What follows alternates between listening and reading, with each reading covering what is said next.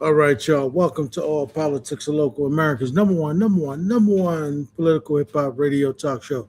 Y'all know if it's Friday, y'all know it's time for All Politics or Local.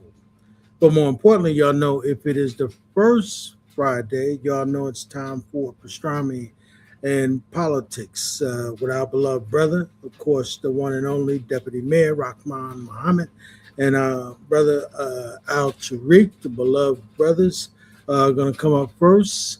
And then after them, of course, at 7 o'clock, look like we're going to have brother Tormel Pittman. Uh, they're going to talk about the Attorney General's case. Uh, well, here's John. John, you want to do that rundown? Because, I mean, I just introduced at 6 p.m. You want to tell them what's going to happen at 7? Okay, hey, Mr. Riley, how are you? What's happening, John? Welcome back to the world. I know, man. I've just finished my first gig as an international education consultant. A lot of fun, a lot of fun. So I got to travel to India to teach teachers about debate and how to incorporate debate in their classes. So, yep, I'm back. I'm back. Yay. All right, so tonight's show. We're starting off with the Pastrami over politics. We have Rahman Muhammad and Alturrick Kenney in the background, getting ready to come off. It's going to be on and exciting because they always have an exciting show, always a great quotable moment throughout the show. At 7 p.m., we have Tormel Pittman on the New Jersey Attorney General refusing to bring charges against the officer who killed Deborah Terrell. At 7:45, we have Chino Ortiz of Reforming Citizens, of Returning Citizens Support Group. He comes on to talk about the importance of this work to our communities. And of course, at 8:30, we have DJ Rhino in the State of Hip Hop with our guest Hakim Green talking about 24 hours of peace. So Yeah, that's what we have on right now. and the 24 hours of peace. Do we have the date on that? Do we know? Mr. Riley? Yeah. Do we know the date? I don't know the date of that. I know he's going to let us know when he Okay. gets on. So you asked me a question that should be asked to Hakeem. Thanks for putting me on the spot, and I appreciate that. I Just just throw me didn't. out there. I just get back, I just and all didn't of a see sudden, it. right, you start off by just throwing me out something I can't answer when we Yeah. live. That's cold, man. That I just is didn't see cold. it. I didn't see it in the rundown. Like, normally, Yeah, uh-huh. you know, That's because I didn't know it might in the have been a date rundown. in there. I don't Maybe know. the deputy mayor might be able to tell us. I'm going to put him on the spot and see how he likes being put on I the don't know spot about that. about when think, 24 I hours think of peace I don't is know about going to that. I take think place. Black got his hands full. He got more than he can handle right now. Oh man. Oh man. Yeah. What's good, So Rock? Hey, Rock, it's your show, brother. We here just to ride with you. What's pastrami over politics, and I What's still good, my haven't brothers? gotten pastrami. I keep not having time to go over and get a pastrami sandwich We before get we an get there. echo. We get an Oh, echo what? going. All right. So if anyone has their stuff open, always make sure you turn your mics off. And is the echo gone away? Yeah, it's gone All right. away. Yep. All right. Cool.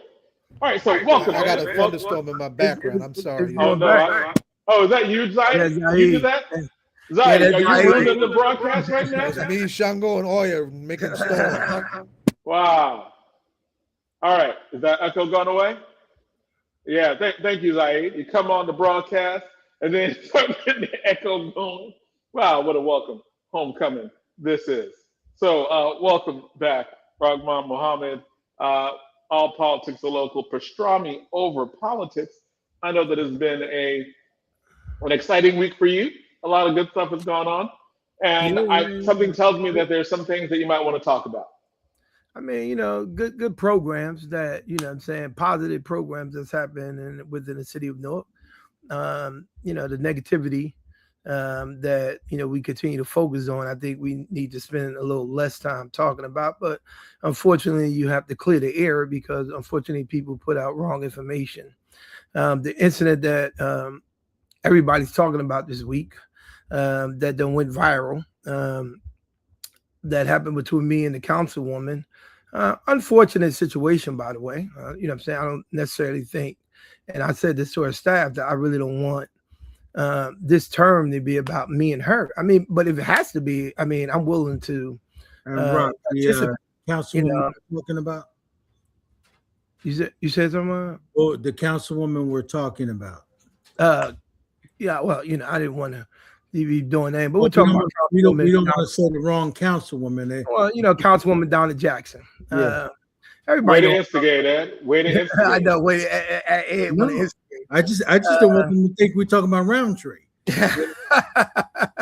No, we definitely ain't talking about Roundtree. We definitely ain't talking about Councilwoman Bay or Amina Bay.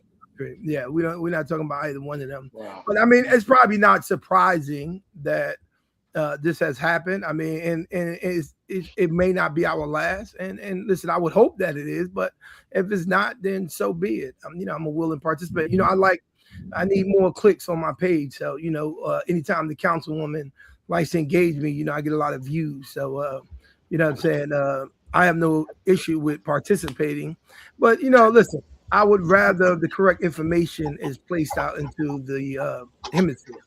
I think that the statements that were made were absolutely wrong. And you know, I had to come up there and I had to correct them. So let's put it in context, right? Like, what do you think was misleading? What do you think is accurate? Like, what was the misconception? Well, I mean, you know what's crazy about it, John? The whole statement was misleading, right? Even the young lady that came up and said something about her daughter actually got paid. This is actually a young lady who we did a favor with for the source of knowledge. Called us up and asked us to put the young lady into our program, and we did. And she started 3 weeks late. And 3 weeks into the program, which started June 8th. So we have multiple programs in the summer program. People still think that we have the same speedy model that we had when we were younger. Well, that model don't exist no more. We don't have a bunch of kids out there with a stick and a nail at the end of it, picking up paper and putting it in a garbage bag. No, we have multiple programs in the summer youth program. And the program that was being talked about, that got construed with the whole summer program, by the way, is a program that we call Next Gen, which starts June 8th, and it tells ages from 16 to 24-year-olds. And most of these kids are college-age kids. And the reason why we start that program early is because most of these kids are in college. And they go back to college in August. Most kids start going back to school into August. And so that program starts a little early. It's an 8-week program, and they work 5 days a week.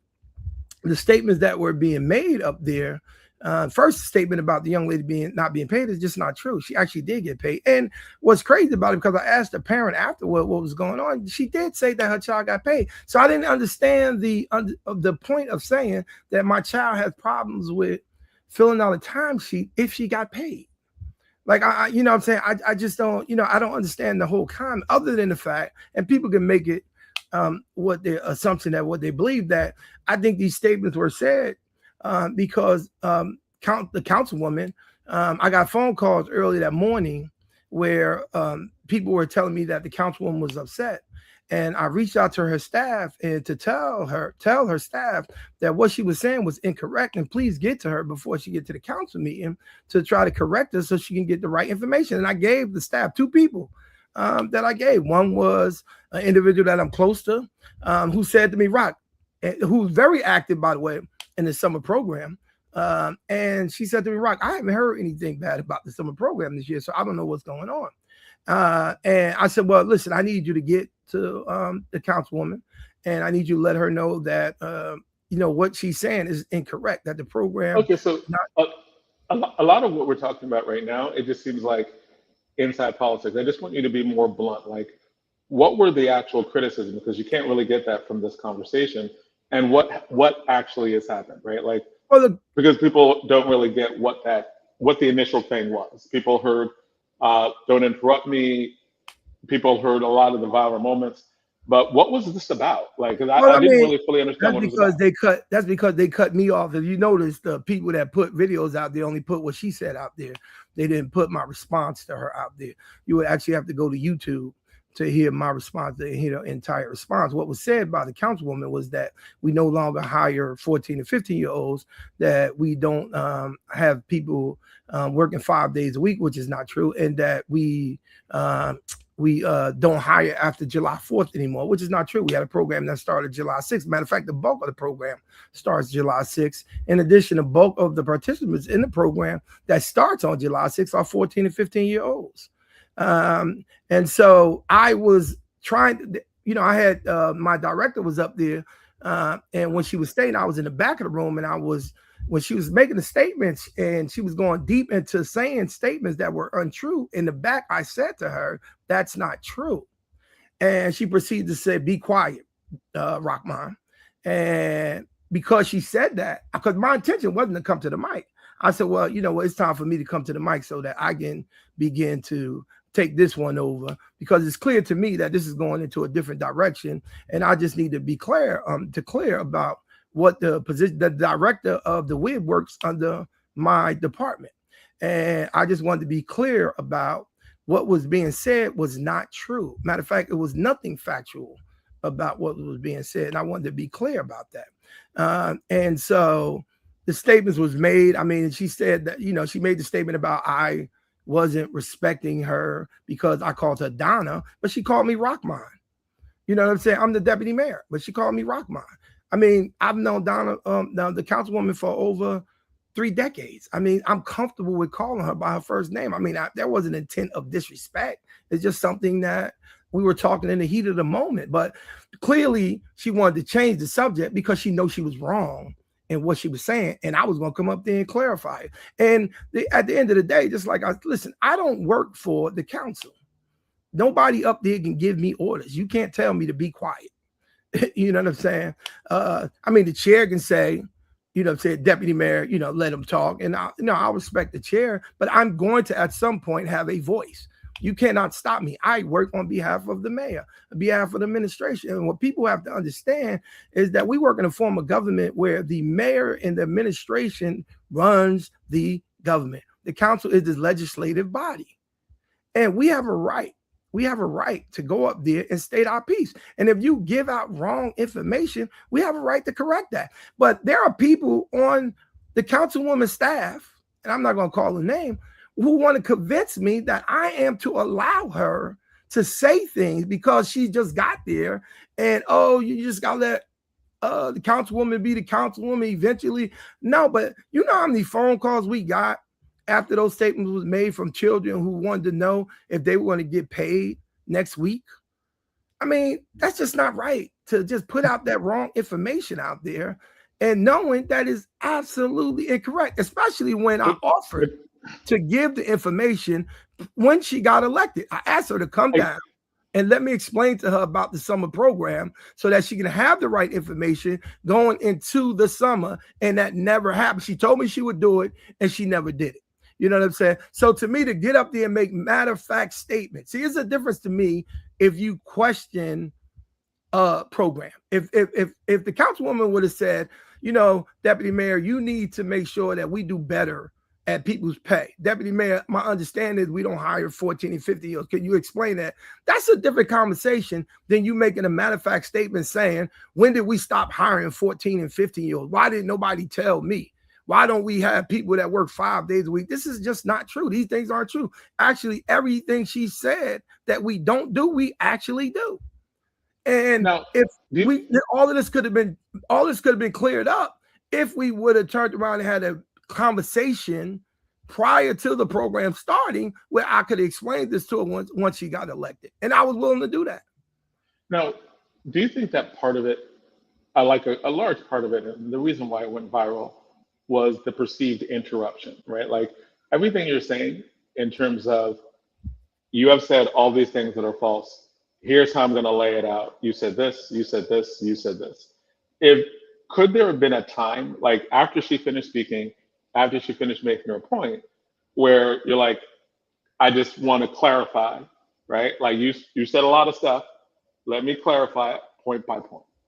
And you have your time to speak, and you just point out point by point where it's wrong. And then would you care to continue your criticisms in light of all the stuff that we just said? Like, you're saying we don't hire people that are 14 and 15-year-old. Clearly we do. We have this program, this program, this program. You're saying we don't pay people. I will look into anybody who hasn't gotten paid, but we have paid everybody, right? Yes. Like, so, like, are we talking about, do you think that we're more talking about the way things are done than what was done? Well, I do think that, and I think that people want to see that from myself, and probably because they know that based on personalities, based on history, that myself and the councilwoman has this aggressive personality. But here's the thing to me, right? I think that it is total hypocrisy for anyone who supports the councilwoman or the councilwoman, by the way, to make a statement about disrespect when for decades she has come to that mic and called people names out of their names, disrespected the mayor. Heck, the most famous quote she said is, "Where's the money, Raz?" You know what I'm saying? Not Mayor Raz. So I think that it is very, to me, hypocritical of anyone who now says that we demand respect for you to call her Councilwoman Jackson, or for you not to interrupt her, when that is all she's done for over 3 decades. I just think it's very hypocritical of that. You know what I'm saying? And to be honest with you, I'm gonna say it again. I do think we focus on that too much, but the reality of the matter is my intent wasn't to do that. You know what I'm saying? I really was just saying on a loud voice, because I was in the back of the room saying, no, that's not true. It's just that she heard me say it. So my intent wasn't, I didn't even know she heard me back then. I was just saying, no, that's not true. I really wanted my director to hear that, so she could try to push back a little bit harder at the mic on what was being said. But once she said, Rahaman, be quiet, because she didn't call me deputy mayor, I was like, well, listen, it's time for me to go to the mic. And as someone who's part of the administration, I have a right to be at that mic, just like she has a right to be at that mic. So it's not a back and forth when you are correcting the record. I want people to understand that. You know what I'm saying? That's not a back and forth. If you say something that's wrong, as someone who's in administration, especially someone who's in charge of those programs, I have a right to correct what you're saying. And that's not a back and forth. That's you said what you said, and it's time for me to correct what you said. And for the record, I know that the person who is in charge of these programs and running these programs is pretty amazing. She did amazing. I know firsthand a lot of the amazing work that she has done in the past. So I know that person is always spot on. And I always congratulate her in a role in what she does. Well, no, because I want to be clear. So Karen is the WIB director. See, this is the other part that people don't understand. Karen's the WIB director. Karen oversees and Karen receives the funds that we get in. She's the WIB director. Karen is not supposed to be in the day-to-day operation of the workforce department. She's the WIB department. They're more of a legislative body, just like the council. The people that run the program is the young folks that are in charge. Asia Hemingway and Cody Pickett, 2 young people who run. One runs career services and one runs the youth department. Those are the 2 individuals that runs the program. What Director Gallo is the WIB who oversees the action of the program to make sure that they're following the rules, that they're spending the money right, that they're being compliant in what it is that they do. And she's very active in those programs. She's brought programs. She went out and got grants. So she's very active, very smart, definitely a good person. But we need to understand that it's larger than just myself, Director Gaylord, that we also have some young people out there that's doing good work. And it's time for them to come out into the front. So you haven't met that young man, Cody? I have not. You should. You would love him. All right. We have to bring him on. We actually have to bring him on. Alturrick, you've been largely silent. What's going on, man? Like, I haven't heard anything from you. Yeah, let me turn my microphone on. No, I snuck in. So we took the family to Star Tavern, and I left them inside eating pizza while I came outside to have a conversation with my friends about politics and pizza. I'm sorry, pastrami. I'm sorry. I'm sorry. Wow. Because the pastrami we just gave up on. So we knew it was pastrami in politics, but we just gave up on the pastrami. You know, the We decided to pastrami pivot going to up too, pizza. but the meat done went up. So the pastrami going up. So we put the pizza rather than pastrami. So no, I wanted to say that was a good layout for Rahaman, because even when I was here in the conversation regarding young people not being paid in the city of Newark, because I'm on the county side, and I wanted to thank Rahaman as a vendor, who used their services to bring on 2 young people who were participating in our program. And we used, I think, 3 programs, actually 4 programs to hire young people for the summertime. But we've never gotten a sort of political backlash that, that I'd see that Rahaman received and administration received, not because they put young people to work, but because of the responding to so-called rumors that are going out saying people didn't get paid. And I think it would have been a great time if someone wanted to ask questions. You ask questions prior to the council meeting, to do some investigation and see if there are people who didn't get paid, to have a legitimate conversation when you're in front of, directors and even a deputy mayor about making those inquiries, and also how as an administration and as a council, how you can make that process better. And so I think part of that back and forth that I saw online, there was 1,700 people. I think Rahaman said that young people that got hired from the city of Newark. 1,700 people is a lot of people. And Rahaman and I was doing the numbers over the past 12 years. 35,000 young people found job placement in the last 12 years. And no one, it's rarely do you hear people acknowledge the good of keeping young people into the introducing young people to the workforce, giving them professional mentors and professional skill development. It's something about us in terms of how we talk about our programs in the city of Newark. It always has to be made political. Let's make the aberration the norm rather than the norm something that's happening in the city. And so I wanted to commend personally, thank Rahaman, because we were able to get 2 young people. We had an amazing young man who attends Donald Payne Tech, another young lady who is actually attends Westside High School. Both young people who want to become attorneys who worked in our court. They did a great job presenting themselves, as employees, and not one of them complained about getting paid. Not one of them, talked about, any hiccups within the program. And they were great employees. And through Rahaman's program, I also wanted to say, in terms of politics and how we make life-changing decisions, through their program, we were able to hire 3 young people permanently, because of the youth program that was established under Baraka, and that's managed under, Mayor Baraka, because I knew we'd dig into titles now, under Mayor Baraka. Deputy Mayor Muhammad and at the time Amini Bey, and now Ms. Gaylord. And so I wanted to just tell them that thank you for doing that, because a lot of times you only talk about or respond to criticism, but never ignore the acknowledgement that the work that they do provide for these young people. And on that, Johnny, before you speak, John, I want to say that I don't want people to think that this program is perfect, right? When the mayor came in, and I say this all the time, when the mayor came into, when he got elected, there were less than 1,000 kids that were working summer youth. I need people to understand that. There were less than 1,000 kids that worked in summer youth when the mayor came into office. At one time, we had it up to 3,500. We were setting a goal of 5,000. But at one time we had it up to 3,500. The pay change because they wound up getting more pay. That kind of brought the numbers down. But this year, what brought the numbers down is there was some cutbacks with the funding on the state and on the Fed side for the funding.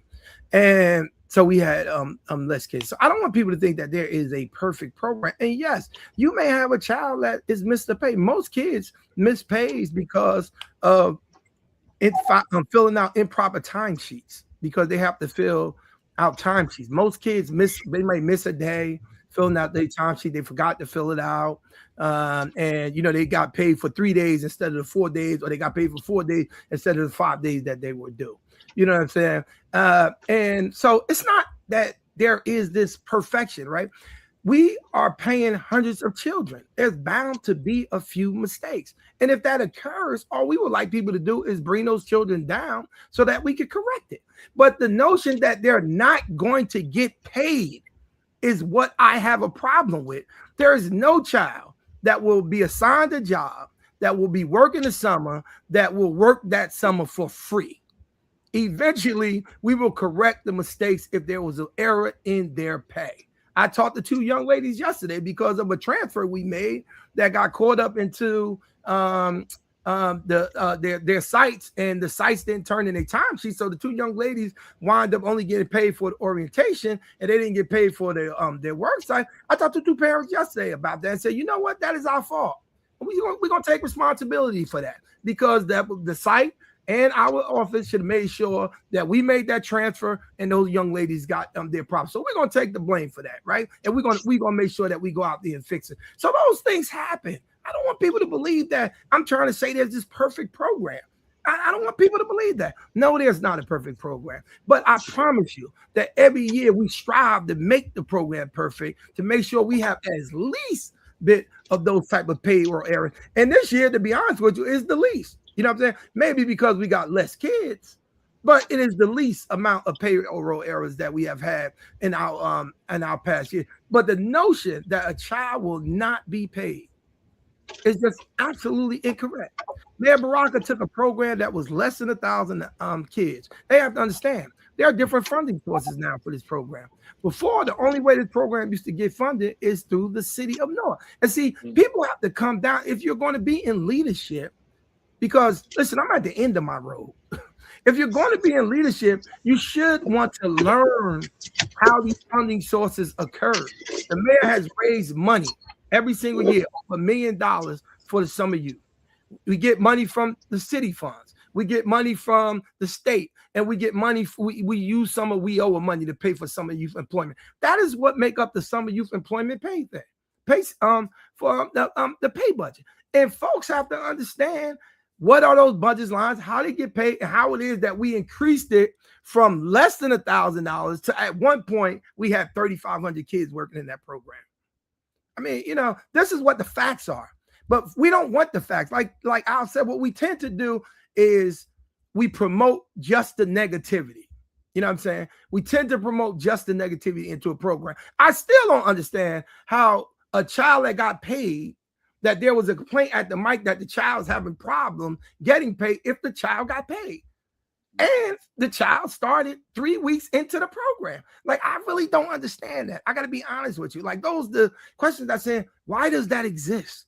Why is that happening? Right? I posted a picture yesterday of United Airlines summer program where kids graduated.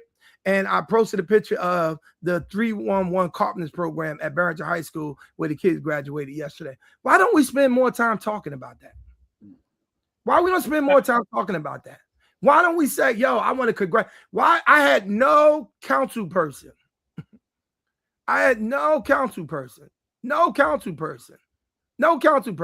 that was at the graduation for the 311 program. They was at the United program. We had, I think it was 2 council people that showed up at the mayor showed up, 2 council people, Pat Council showed up, Larry Crump showed up, and the Congresswoman showed up for the United graduation. Yesterday, we had the 311 program, which we had individuals introduced into carpentry, graduating, who has the potential to go into the Carpenters Union to be a skilled tradespeople. Right, but we don't talk about these things. So, and I think that's, and I think you're right about that, because most people, like, I didn't even know the extent of the summer youth employment program. I thought they were just, you know, kids would clean up and they would work for recreation, like it was 20 years ago. I remember we had you on the show and you talked about the expansion before, early in the administration, and there was a program where kids were learning AI, and that was associated with the summer youth employment program. Can you tell us how extensive is it? Like, it's not just working through recreation. What is the summer youth employment program in Newark? What does it entail? So the Summer Youth Event Program entails us. We work with, well, currently right now, we have over 160 work sites. And what we tend to do is we have kids go to sites that they are interested in. We send a lot to a City of Newark sites on work sites. We have different businesses that take kids. I got kids in my deli that work. So we send kids all over the city to get work experience in the summer work other than just cleaning up. We don't, matter of fact, I don't think we have one child out there cleaning up because the mayor said he didn't want this. When he came into office, he said, I don't want those kids cleaning up. That's what he said. I'm telling you what he said. He said, I don't want that type of program. He said, I want a more educational program. So we set out to find programs where kids will actually learn. We actually pay kids that go to summer programs in the Board of Education. We call those programs self-serve programs. So there are actually programs in the Board of Education that kids that are in those programs that we pay. There are kids that's in NJIT. In NJIT program that we pay them to go to those programs in NJIT. We pay kids to practice football at Weequahic High School. You know what I'm saying? In the summer program. You know what I'm saying? So the summer program is widespread. Right now, I have a barbering program going on. I got an introduction to a CDL program where I've actually had children who gotten their CDLs because they went through that program. And you said that like there are sites, right? Like, so what does that mean? Like there are CDL sites, like you basically look at people who could educate kids in some aspect of career, right? Like, this is what it's like to work in a deli. This is what it's like to get your CDL. This is what it's like to do carpentry. And the people who are in those, who have those, who have that means, like they either own a business, they own a carpentry company, or they own a carpentry education work site. They are Board of Education. They apply to be a site for kids. Yes. We have individuals that reach out to us every year to be a site to host kids. But we have two types of site programs, right? So we have the sites, like I said to you, the educational sites. We have kids going to Berkeley College. We have kids that go to NJIT. We have kids that are in the Board of Education. Like I said, then we have what we call, we have kids, the 311 program is the carpentry program at the Board of Education at Barrington High School. Then we have what we call specialized program. These are programs that I try to introduce new things for kids, career for kids. For instance, the CDL, that is one of our specialized programs. The kids that the young ladies or young men that are taught how to sew, you know what I'm saying, who, by the way, when they leave that program, have received a sewing machine, and some of them actually get clients to make prom dresses for during prom. Oh, wow. You know what I'm saying? We had a young lady that went through the sewing program that right now utilized that program that she learned how to sew hair products. She had vending machines where she had weaving projects based on wigs that she sewed based on her learning how to sew in the sewing program. A young lady that the mayor highlighted at his State of the City speech when he had it this last April. You know what I'm saying? Those are specialized programs that we introduced. We introduced program to learn how to be on TV. We've introduced an engineer program where we had a Formula One program for kids with racing cars. Last year we had that program. Like I said, this year I did the barbering program because right now we got a lot of other, we got folks opening up barbershops in our communities, and it seems like we stopped opening up barbershops in our community. So I'm like, listen, we got to start teaching our kids. We got to start introducing our kids to be barbers. So I got a barbering program this year that we put in place. The program that you speaking about with AI wasn't AI. It was actually VR. It was virtual reality where we had 50 kids. I raised $200,000 from a developer. $200,000. These kids got a laptop and they got a VR headset. 50 kids, all was at Payne Academy, 50 of them. And they learned how to do coding, building of worlds, building of games in virtual reality. Out of 50 of those kids, 48 of those kids graduated. 48 of them, Jonathan. So you can't tell me that kids don't understand math or they can't learn, because coding ain't nothing but math. We had 48 kids out of 50 who walked away with a certification from working a summer program. They got a laptop at the end. They got a VR headset at the end. If somebody else did that, Jonathan, that would have been a news story for multiple days. They'd have been on Oprah talking about how they raised $200,000. They graduated 48 kids. They learned coding. They learned how to build world. We just did it without any fanfare. And 48 kids graduated. There was a young African-American sister who was the cream of the crop in that program, so much that the school from Florida that taught them hired this young lady to be a teacher in the next class. In addition, the young lady got a job, I think, with a company that was connected to IBM.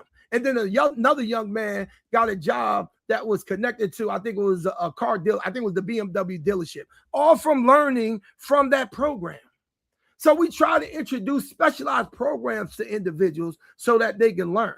I got a program called Remix the Kicks that's on Bergen Street that she teaches the kids how to be entrepreneurs and how to take old shoes or old boots or old slippers or whatever and remix them and resell them. But in addition to what this young lady did, you should go on her website. She also does character building for these young people. She does character build, which is really important to me, by the way. Really important to me. You know what I'm saying? So we have a multitude of programs with the Summer Youth program. It's not a one-size-fit-all program. You know what I'm saying? And it was, I'll be honest with you, I could sit here 3 hours talking about the Summer Youth program. That's how many different programs we have involved in Summer Youth. And that's why it's important that if you're going to be in leadership, that you come out and learn what those programs is, so that when you're at the dais, that you know what you're talking about. Instead of us just saying somebody called me and said they didn't get paid. That might be true, by the way, Jonathan. I'm not saying that that's a lie. All I'm saying, if that happened, can we get the child's name so that we can correct her pay or his pay? That's all I'm saying. And so that's why the importance to highlight what the program actually does and the success that the program has. And really the depth of the program. I really don't think a lot of people fully understand the extent to what happens in summer youth employment. I know we spent a lot of time on that because I know you wanted to spend a lot of time on that. But we are also talking about, whenever we have you on, we're also connecting things that you're talking about with stuff that happened in the past, right? Like, I'm always trying to get you to talk about history. I'm always trying to get you to talk about stuff that you've been through, in your long career, either as a union head, as deputy mayor, in some way dealing with that things of the past. What are some of the things that, or at least, do you have anything from the past that is reminiscent of what is going on now?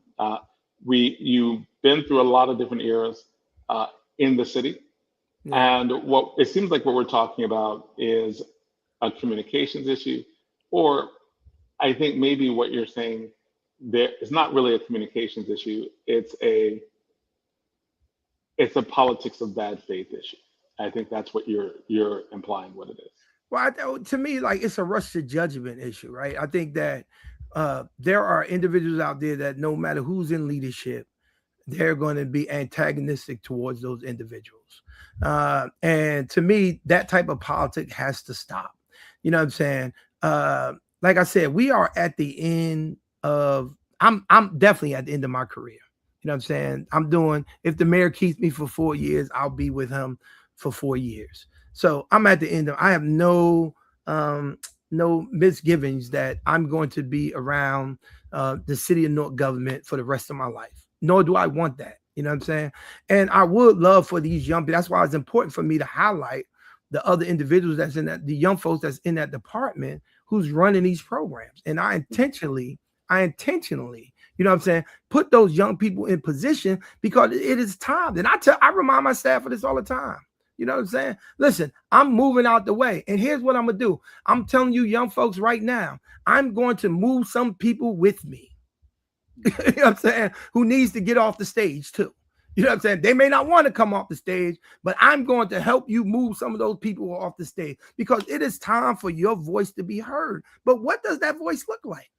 Because if it looks like this social media campaign, this social media misinformation, this taking a little clip like this young man who thinks that will never be mayor, by the way, you know what I'm saying, of the city, and take a little portion to create confusion and turn around and say someone's being Councilwoman Jackson is being disrespectful. Why? Because she say so. That makes it right. You know what I'm saying? And only puts half truth out there so that you can get clicks out in the media sphere, or people can make it seem like there's this victimhood coming out to you. Like, if that's the politic that you are looking forward to, that's not something that I'm going to vote for, Jonathan. That's not something I'm going to vote. I'm going to still be a voter until I die. I'm not going to stop voting when I leave off the stage. And my voice isn't going to stop. So if this is the type of politics, this rush to judgment, this social media campaigning, where we believe that just going on social media and putting words out there and misinformation out there, and if we can head it off, that we can create a narrative that benefits us, if that is what your politics is going to be, then I am going to be vehemently opposed to you, to work against you, to make sure that you do not hold seat of leadership in this city or any place. You know what I'm saying? That I have some sort of authority to. And listen, I'm a big voice in this state. And I say the state, I want to be clear. So people, you know what I'm saying, understand that. I'm a big voice in the state. I'm beyond just the city of Newark. Always been, before I became deputy mayor. Deputy mayor didn't give me a voice. I had a bigger voice as a union leader. You know what I'm saying? I subdued that voice to support my brother, who I thought I had a vision that I wanted to support. I chose to go with my brother. I chose that path because I understood that he needed real soldiers by his side that was going to be able to stand up with him and stop these demons that were going to be trying to stop his agenda. And that's what I'm there for. And if you put that misinformation out there and you try to derail that agenda, I promise you, I am going to fight you against that agenda, rather it's on my Facebook page, rather it's at the mic, or rather it's in the streets of the city of Newark. You're going to see my voice. You're going to hear my voice. And this notion that because I'm the deputy mayor that I shouldn't do that is the most craziest thing I ever heard in my life. It is because I'm deputy mayor that I am going to do it. You talked about the next generation and training kids to be able to take over in positions of leadership. Who do you want to highlight? Like people that you want to, I mean, you don't have to, but you clearly work with a lot of good people. And this might be a good time to highlight some people, and what is the difference between the leadership that you're training and the leadership that is now? Like what is your standard for good, competent leadership? Well, listen, I think that there are some young people on the horizon, individuals like Aisha Hemingway, Cody Piggott, Marquise Lewis, Hassani County Council, Linda Lloyd, Medina Muhammad from East Orange, Dorian, you know what I'm saying? Jacosier, you know what I'm saying? I think there are some strong young leaders out there, right? That just need our help hand, just need our voice to push them a little further out there to allow for their voice. The problem, though, is that we drown it out with the negativity or our personal indifference. What people believe is that me and Donna the councilwoman have this personal disagreement because of the statements that happened in the past where did somebody was saying something? You all right? No, that was me. Oh, that's all right. These folks accused me of something. I guess he put Al Rock in there because he ain't talking. The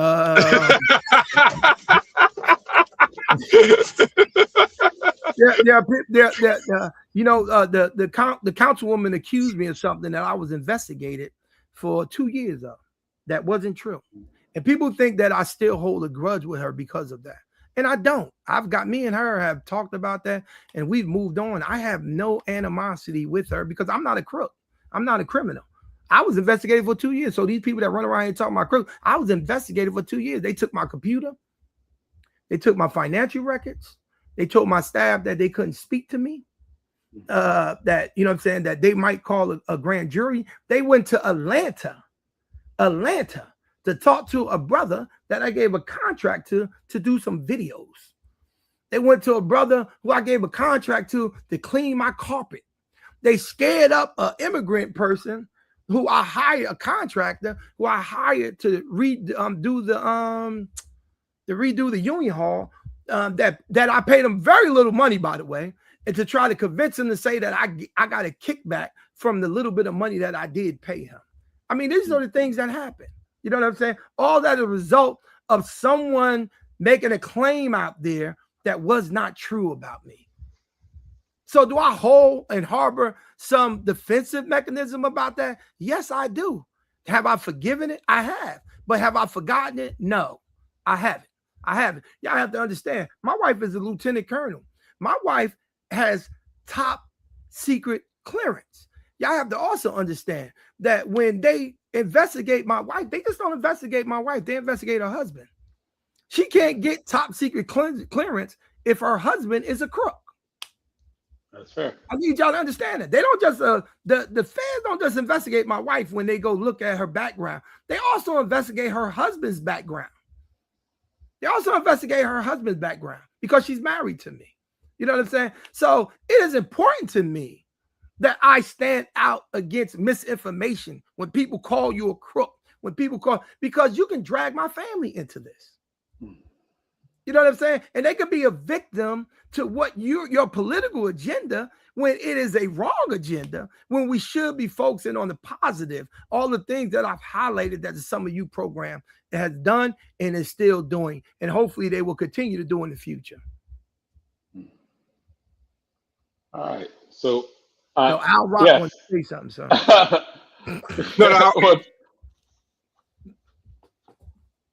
I was just telling Rock I have my misinformation campaign as well, so I know exactly what you mean. In regard to Instagram and someone coming into my court saying that we're stealing money from people, and it goes around. Like Rockman said, like this gentleman that came into our court. So you don't mind if I share this information, because I'm not going to share specific detail. I'm just going to share a high level how misinformation is interesting, because literally Rock had put on a social media campaign is that it's not wrong when you correct misinformation. And then the following day, I had a gentleman who came to my court who said that we're stealing money from his estate, and he had all these other issues that were happening. That were happening in his family. And so we tried to like share with the gentleman, and we worked with him to try to figure out, what happened to his estate, because we felt that we wanted to understand his issues. We wanted to understand and try to provide him some sort of clarification how our process works.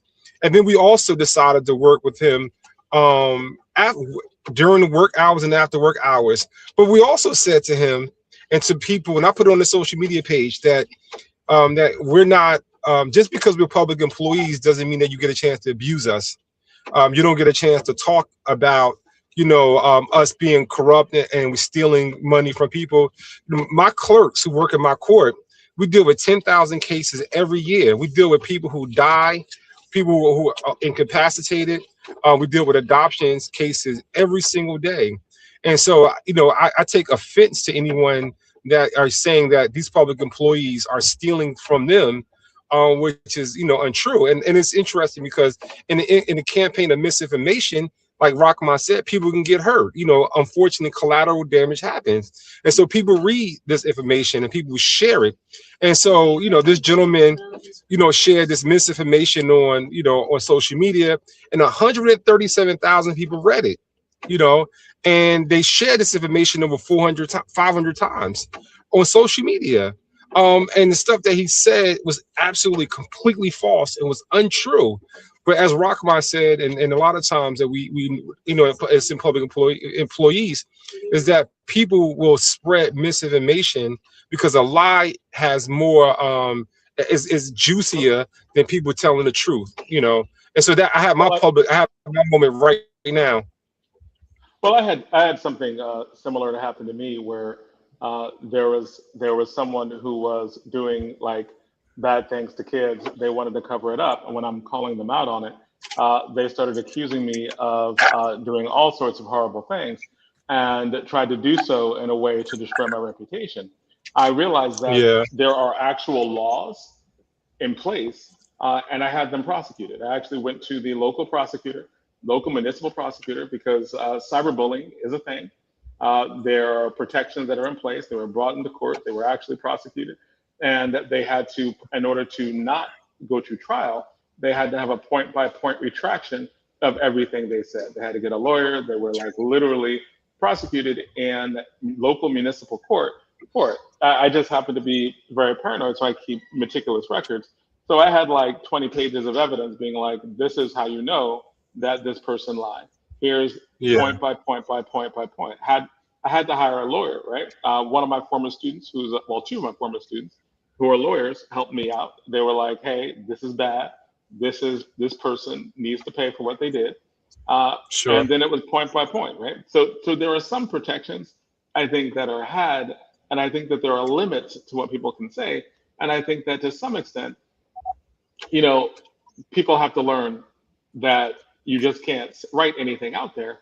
And there are actually legal implications to certain things. Like if you're literally accusing people of an actual crime, then and doing things to destroy reputations, et cetera, there may be implications to that, especially if there's evidence that they know what they're saying is not true. Jonathan, we still have people out there that say I stole $5 million from the union. And I ain't been in the union since 2014. I mean 2013. You know what I'm saying? And I still got folks out there saying that I took $5 million. This is how bad, this is how far a lie can go. You know what I'm saying? And it you know, and there are those who believe that you should just ignore this type of misinformation. No, you can't. You know what I'm saying? And you know, I remember when when that information first was coming out about me, people were coming to Rock, just ignore it, it's gonna go away. Don't say nothing, just don't engage it. Oh, it's gonna go away. But it never went away. It just got louder and louder and louder and louder. Right. Yeah. And you know what I'm saying? And the deal is like, at some point, you know what I'm saying, you have to be, and I'm a fighter. I'm a union. Listen, I fought as a union guy. Why would I not fight for myself? If I fight for others, why would I not fight for myself? I cannot turn around and have people making statements or trying to derail my character because of a political agenda. Right. You know what I'm saying? If you write about me, then I have no problem with accepting accountability. I mean, there are some things you can say about me. Heck, I came from the streets. There's some things that you can say about me. I have no problem with accepting accountability about my life. You know what I'm saying? But you cannot turn around. I think it is unfair to put things out there and just continuously say what somebody is or what somebody did that you know for a fact that is not true. You know for a fact that's not true. And to spend time going through that, you know, the contractor, because the brother that they interviewed, the two brothers that they interviewed, you know, they weren't immigrants, so they wasn't really scared. But the contractor that was being for some reason they was really on him, and he was calling me up like all the time, like nervous, and he didn't understand what was going on and why this was happening to him. This man lost business because of this. This man had I'm gonna tell you how bad it was, Jonathan. The man had a client that he did work for with the last name Muhammad. The Fed went to this man's business and made him give up his bank records to prove that he wasn't me or that he wasn't connected to me. Wow.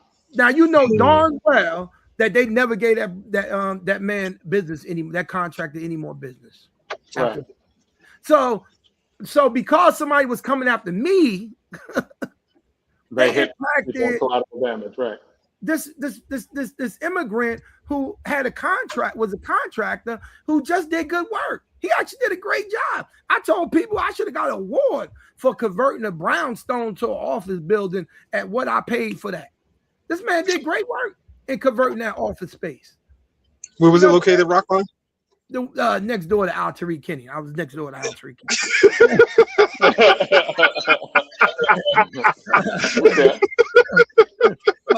but the man did a great job, Jonathan. He did a great job with building his building. I'm telling you, he turned it from a place that had kitchens and living room to an office building for $24,000. Jonathan, that's how much I paid.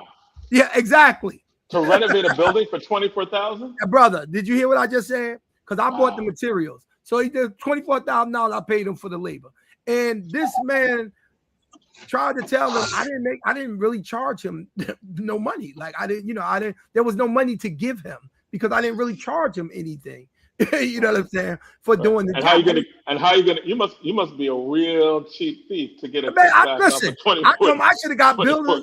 They should have gave me an award for builder of the year. You know what I'm saying? For what You did it under union wages? I'm sorry. Did you do it on prevailing wages? I'm just curious. With that nonsense, brother. We was it was under 3 stories. You know what I'm saying? But the deal is like this man business was impacted because somebody had a political vendetta against me. Yeah. You know what I'm saying? And I have not talked to this man in over 10 years. And I wish I could figure out like whatever happened to him and how did his business ever dry. He probably got back on his feet eventually because he was a good contractor. But I mean, the fact that he even had to go through that for something that was untrue. And so, Rahaman, it's interesting because I wanted to actually talk about like the consequences between like having legitimate criticism to like actually impacting people's livelihood when you people just share lies, right? So like even the story that Jonathan shared about someone talking about him as a teacher, that can have legitimate consequences when people want to go into, debate programming. It can destroy people going to science high school. It can question his character. All the people that he impact. Because what they were trying to do, it was on a national level, right? So they went outside of the it wasn't even like city days. This was national days trying to poison me all over the United States, which is why it was real creative that the lawyers that I use were just like, hey, no matter where they are in the country, Newark has local laws that they got to answer to. And the prosecutor, when she saw all of the evidence, and it was like it was like 20 pages of evidence. And I was like, this is, my lawyers set it up so that the violation of the laws were there. Give it to the prosecutors. I handed them a case. And when she saw it, she was like, this is, even though this person might not live in the city of Newark, they are subject to the laws and jurisdiction therein based on cyberbullying. So I thought that was, I thought that was very fortunate. But to what all of you are saying, I do think that there's a rhetorical strategy in politics that is bad faith, where they give deliberate misinformation, where they try to stoke the public outrage in a way that you're talking about everything but the substance, but actual programs that help kids, right? But Jonathan, why it's always got to be black? But Jonathan, why always black men got to be on the carving table, right? Like we got to get the worst. We get the worst, right? In terms of like, we get the worst in terms of the rumors, the innuendos. We're guilty until proven innocent. There's a reason for that, as you know, because it's easy. They play on prevailing stereotypes, right? We're supposed to be thieves. We're supposed to be deviants, right? We're supposed to be all of those things that are negative. So if someone brings that up, right, then people are going to believe it before they don't. And unless you are the paranoid type like me that documents everything and documents interactions, then that's, people are going to be like, oh, they're going to assume it's true. But the way, or as Rahaman was like, no, I just clearly am not a thief. And so they can do all the I got all the records that I need for the stuff I need, and you can interview who you want, right? So I think that these are things that we all know that these are ways that we have to live and exist, because it's very, very easy to attack us because we more than anyone else are assumed to be guilty before anything else, right? So they know that those attacks can come. You know what my mother used to say to me, Jonathan? She said to me that the reason why the flim flam game worked is because of the larceny in your heart. So in other words, if somebody's trying to con you and you get conned, the flim flam game, the reason why it works so much on individuals, they get conned, is because they also have larceny in their heart to con them. So I'll give you an example. Me and my brother one day when I was the maintenance man at the housing authority, there was this guy in front of the bank. We was going to cash our check. There was this guy in front of the bank, and he said he was telling my brother. He told me and my brother that he had some money he had to get in the bank, and he wanted us to go into the bank with him, but he wanted us to put our money in this sock with him to hold so he can trust us, and he was going to leave the sock in the van with us while he go in the bank to do whatever check that he was trying to do. And I was like, I'm not putting my money in that sock. I'm not, you out of your mind. I'm not doing it. My brother did it. So the man put the money in the bank. He did a thing. The guy went into the bank. My brother waited for a few minutes. He was like, man, screw him. We got his money. Let's go. We get down the street. My brother go dig in the sock. It's a sock full of paper. Right, exactly. Right. It's a sock full of paper. So my brother felt that he was trying to get the guy. The guy was really trying to get him. The reason why the flim flam worked was because my brother in his mind was, I'm gonna get him before he get me. But the guy had already got him. Right. Why do I feel like I saw that movie before? Why do I feel like it was Paul Newman did that? Didn't Paul Newman do that in this movie? But it happened to the Big Easy. It was a Big Easy. Robert was it Big Easy or something like that? I have no idea. I know it happened to my brother in real life in front of on Broad Street. It happened to me too, Rahaman. It happened to me. I thought I was buying a VCR. And it was nothing but wet paper, wet newspaper. It happened on Lyons Avenue, right there on the corner of Lyons and Dewey Street. I thought I was buying a VCR. It was nothing but wet paper. We all been got. Well, I do a lecture every year on Christopher Nolan's Batman trilogy, right? And wow, okay. In the second, right, there's this scene in The Dark Knight where it's the introduction of the Joker. And the Joker, people are like, who is this Joker, right? And it's a bank robbery. And every person he sees, right, they're supposed to kill the person after they finish their job. So the first person is like, oh, are you finished? He was like, yeah. He's like, all right, well, Joker told me that I had to get rid of you, right? And then proceeding, everybody who has killed somebody does a job and they end up being killed, and they're trying to outsmart. They're like, I know that it's dishonest. I know that you're probably trying to kill me, right? But it's all about this corruption, and everyone thinks they can get over. Everyone thinks that they're going to be the person to get away with it. They're going to be the person who's smarter with someone else when the whole game is rigged against you, right? Like it really is a form that plays on everyone's individual greed. Like, because I am greedy, I know this situation doesn't make sense. Right. I know this situation, somebody, if they're going to scam them, why wouldn't they scam me? Right. Yeah. But you think you're smart enough to be able to get over. I think that scene in that movie I thought was just brilliant because they were playing out the things you're talking about. Isn't that Donna Goines? Isn't that Donna Goines too? Was in the bag all along? Isn't that what Donna Goines said? It was in the bag all along. The gist of it, Jonathan, is that what my mom was saying. Most people accuse you of wrongdoing. Yeah, if they was in position would do wrongdoing themselves. With the wrong, yeah, absolutely right. You know what I'm saying? So they believe you're doing it because they believe if they're doing it themselves. Yeah, that's what they would be doing. To get the guy because the guy had left with him when the guy had already got him. And this is what people do. You know what I'm saying? People accuse you of doing things that they themselves would do. Yeah, you know absolutely. I'm not a crook, folks. You know what I'm saying? I'm not. You know what I'm saying? And so it don't bother me about investigations and what people. I remember when the information first came out, and the mayor came into my office and he said, Rock, I'm concerned. And I said, what are you concerned about? He said, well, I'm concerned about what's being said about this $5 million with the union. I said, are you really listening to that? Like, brother, listen, you don't have to worry about me. I'm not a thief. Don't even worry about that. That's not even going to happen.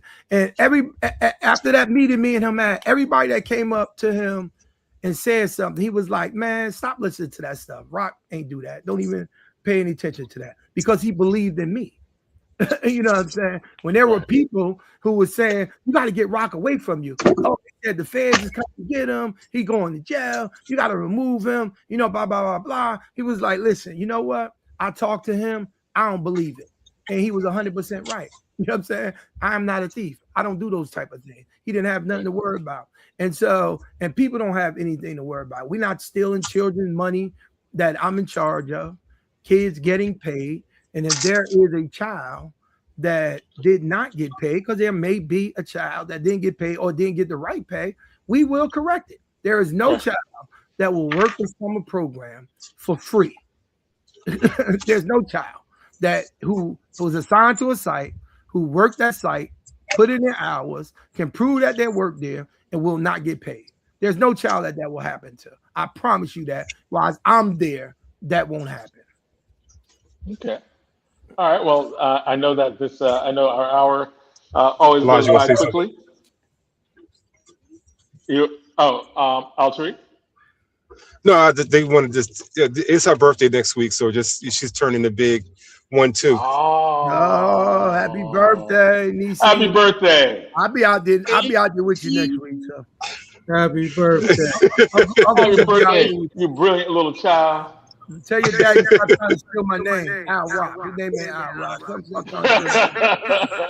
Hey, to my man William Hathaway, we doing pizza and politics here in Orange. Pizza and politics. We're not gonna get any pastrami, so we might as well go to somebody else. Hey, y'all, listen. Donald Trump increased the pastrami prices, so the pastrami going up. I'm just letting you know. That's cool. So Alturrick, you're telling me that you went all the way to Orange as opposed to Newark to get some pastrami? Like, see what happened was so hold on a second. Hold on a second. I represent the entire county, all 22 municipalities, so I have to at least show them some love. Don't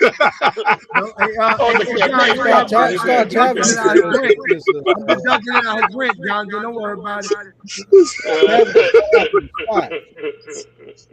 I was like, no, I appreciate you guys. We appreciate you guys. Can I give Rock my recommendation, man? Please do me a favor. Do more bragging about what's happening in your department, because a lot of times people don't know what you're doing until a conflict occurs. And at the end of the day, people need to know how successful your program truly is in terms of changing the lives of young people. And so please do me a favor, share what you do, because the world needs to know about it, and especially our Newark young people, as well as employers who are looking for quality employees. You gave me 3. I can use more employees in our county. So do me a favor, please brag about the programs you guys provide at that program. Well, I did say that I'm gonna do more of. I'm gonna start using my AI skills to combat some of this misinformation that's out there. So I do plan on doing more of, because I actually go to these sites and talk to these kids and visit these sites. So during the summertime, I don't just sit in my office. I actually go to the sites and talk to these kids and have conversation with these kids. If you look at the video I posted, you'll see me all up in that video, me speaking to these kids doing orientation, because that's what I do. I just don't sit in the back room as the deputy mayor barking orders. I actually participate. So I am going to start doing more of going out, recording and taking pictures of the work that we do and talking to the young folks and putting them out there so that they can see the positive things instead of the negative things that only gets focused on. You know what I'm saying? We don't need to just focus on the negative things. Why don't we talk about the skills some of these young people are going to get and how we can help them to enhance those skills? Okay. All right. Thank you. Thank you, Rahaman Muhammad. Thank you, Alturrick Kenney, for another very wonderful and lively week. Hey, Jonathan, don't be misquoting me neither. Make sure you. Hey, man, all AI does is find you what you say and then put it on the net. Those are direct quotes, man. Those are direct quotes. Was it quote free sandwiches? You said what? No, I said was the quote free sandwiches at Big Rock? Is that what was that the quote? Wow. Hey, man, always fun with y'all brothers, man. I appreciate y'all, man. Appreciate you guys. Take care. Keep informing the world, man. Keep informing the world. Take care. I enjoy the rest of y'all show, brothers. All right, man. Take care. Take care, man. All right, peace. Yeah. Peace. All right, so Zaid, I know that we have our next guest coming on, and we could have some. Wait, I was talking about Zaid, and Zaid is not even on here. Zaid, are you here? Yeah, he said. I was like, I closed my eyes. I had something in my eyes. I'm like, oh, I got For some something in my reason, eyes. I for can't see. some, And then for I some turned reason, up, and then all of I'm seeing is not Zaid. Zaid, you there? Zaid, you're not there. Okay. Uh, Zaid, are you there? So Oh, yes, you are. I was muted, but I'm here. Okay. So Zaid, you have feedback going on in the background. yeah. So do Still? you have two different? Yeah. Do you have two Yes, I different do. things on? Yeah, and I do that because I Wow. load the chat up on the other computer.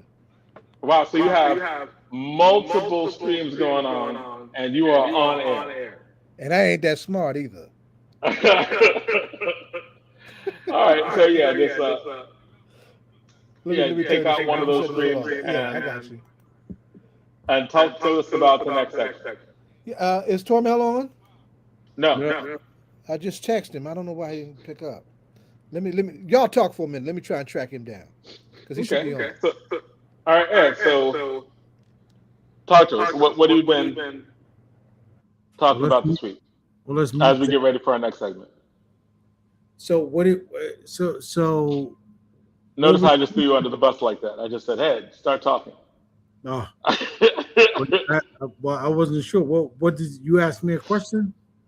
Yeah, like what's going on this week that you want to talk about? Like that's in your head. There's always something that you were like, "Hey, Well, we got to I need to talk about it." because that echo is annoying.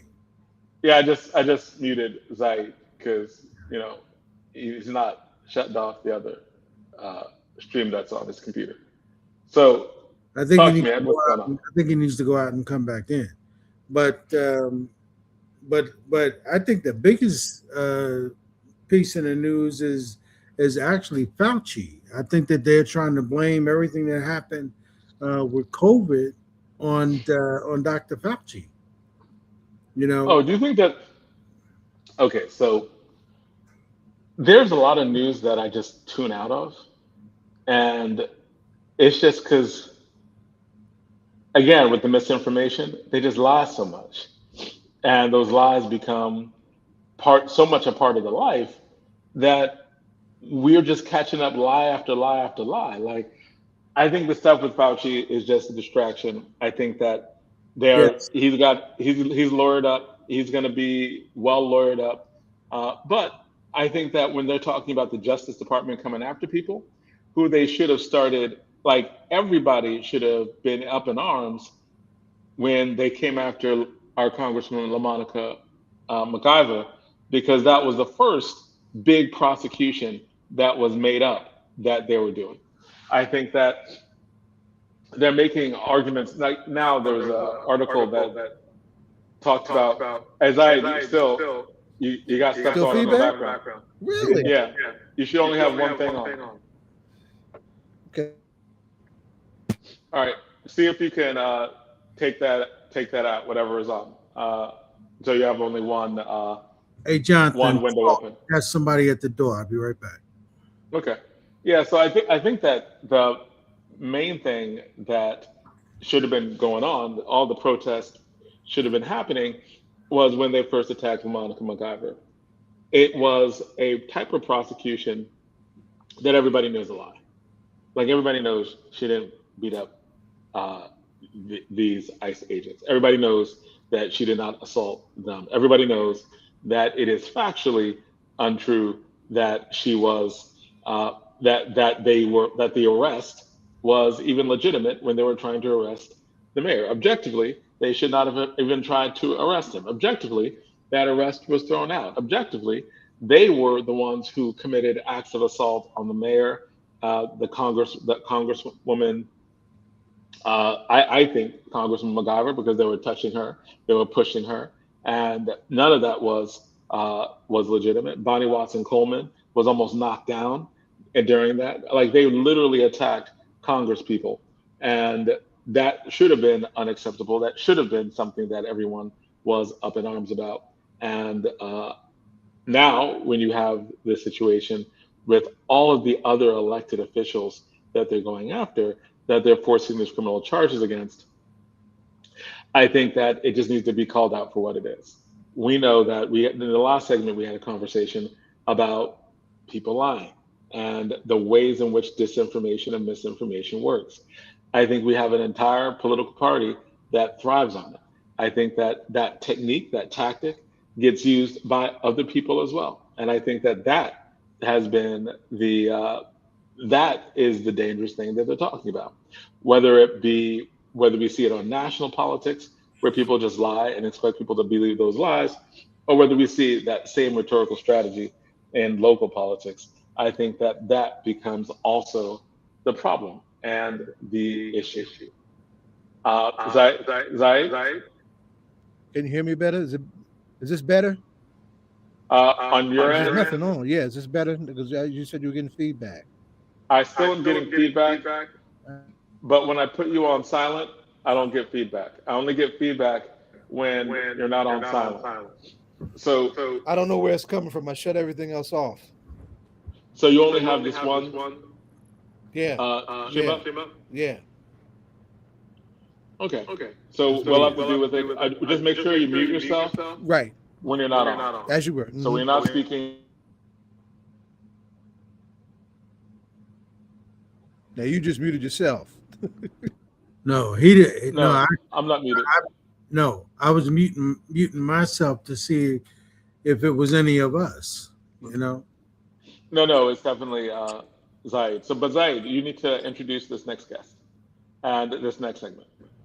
Oh, I'm gonna try and introduce it this way because this is a heavy time for those of us in the Black radical tradition. We call it Black August, and 2 years ago I dropped a Black August essay that leaned heavily on police brutality. It was the 10th anniversary of Michael Brown being killed in Ferguson, the epic Watts uprising. It was Black August, August 11th, and so many more. I have a good friend who lost her son on August 14th. But you know, we got some Black August stories right here in Jersey on police violence. Tormel Pittman is joining us. I was also going to have Tony Irvin. Tony Irvin, who lost her son Andrew Washington on August 27th in 2023. And of course, Tormel lost his aunt on August 8th, just last year. And there's no such thing as a good police brutality case. They're all horrible, horrible cases. And him and I were just talking, just getting caught up on what he was planning for the anniversary of his aunt's tragedy. And right after that, the Attorney General of New Jersey drops this decision clearing the officer, quote, involved in the killing of Deborah Terrell, his aunt, right?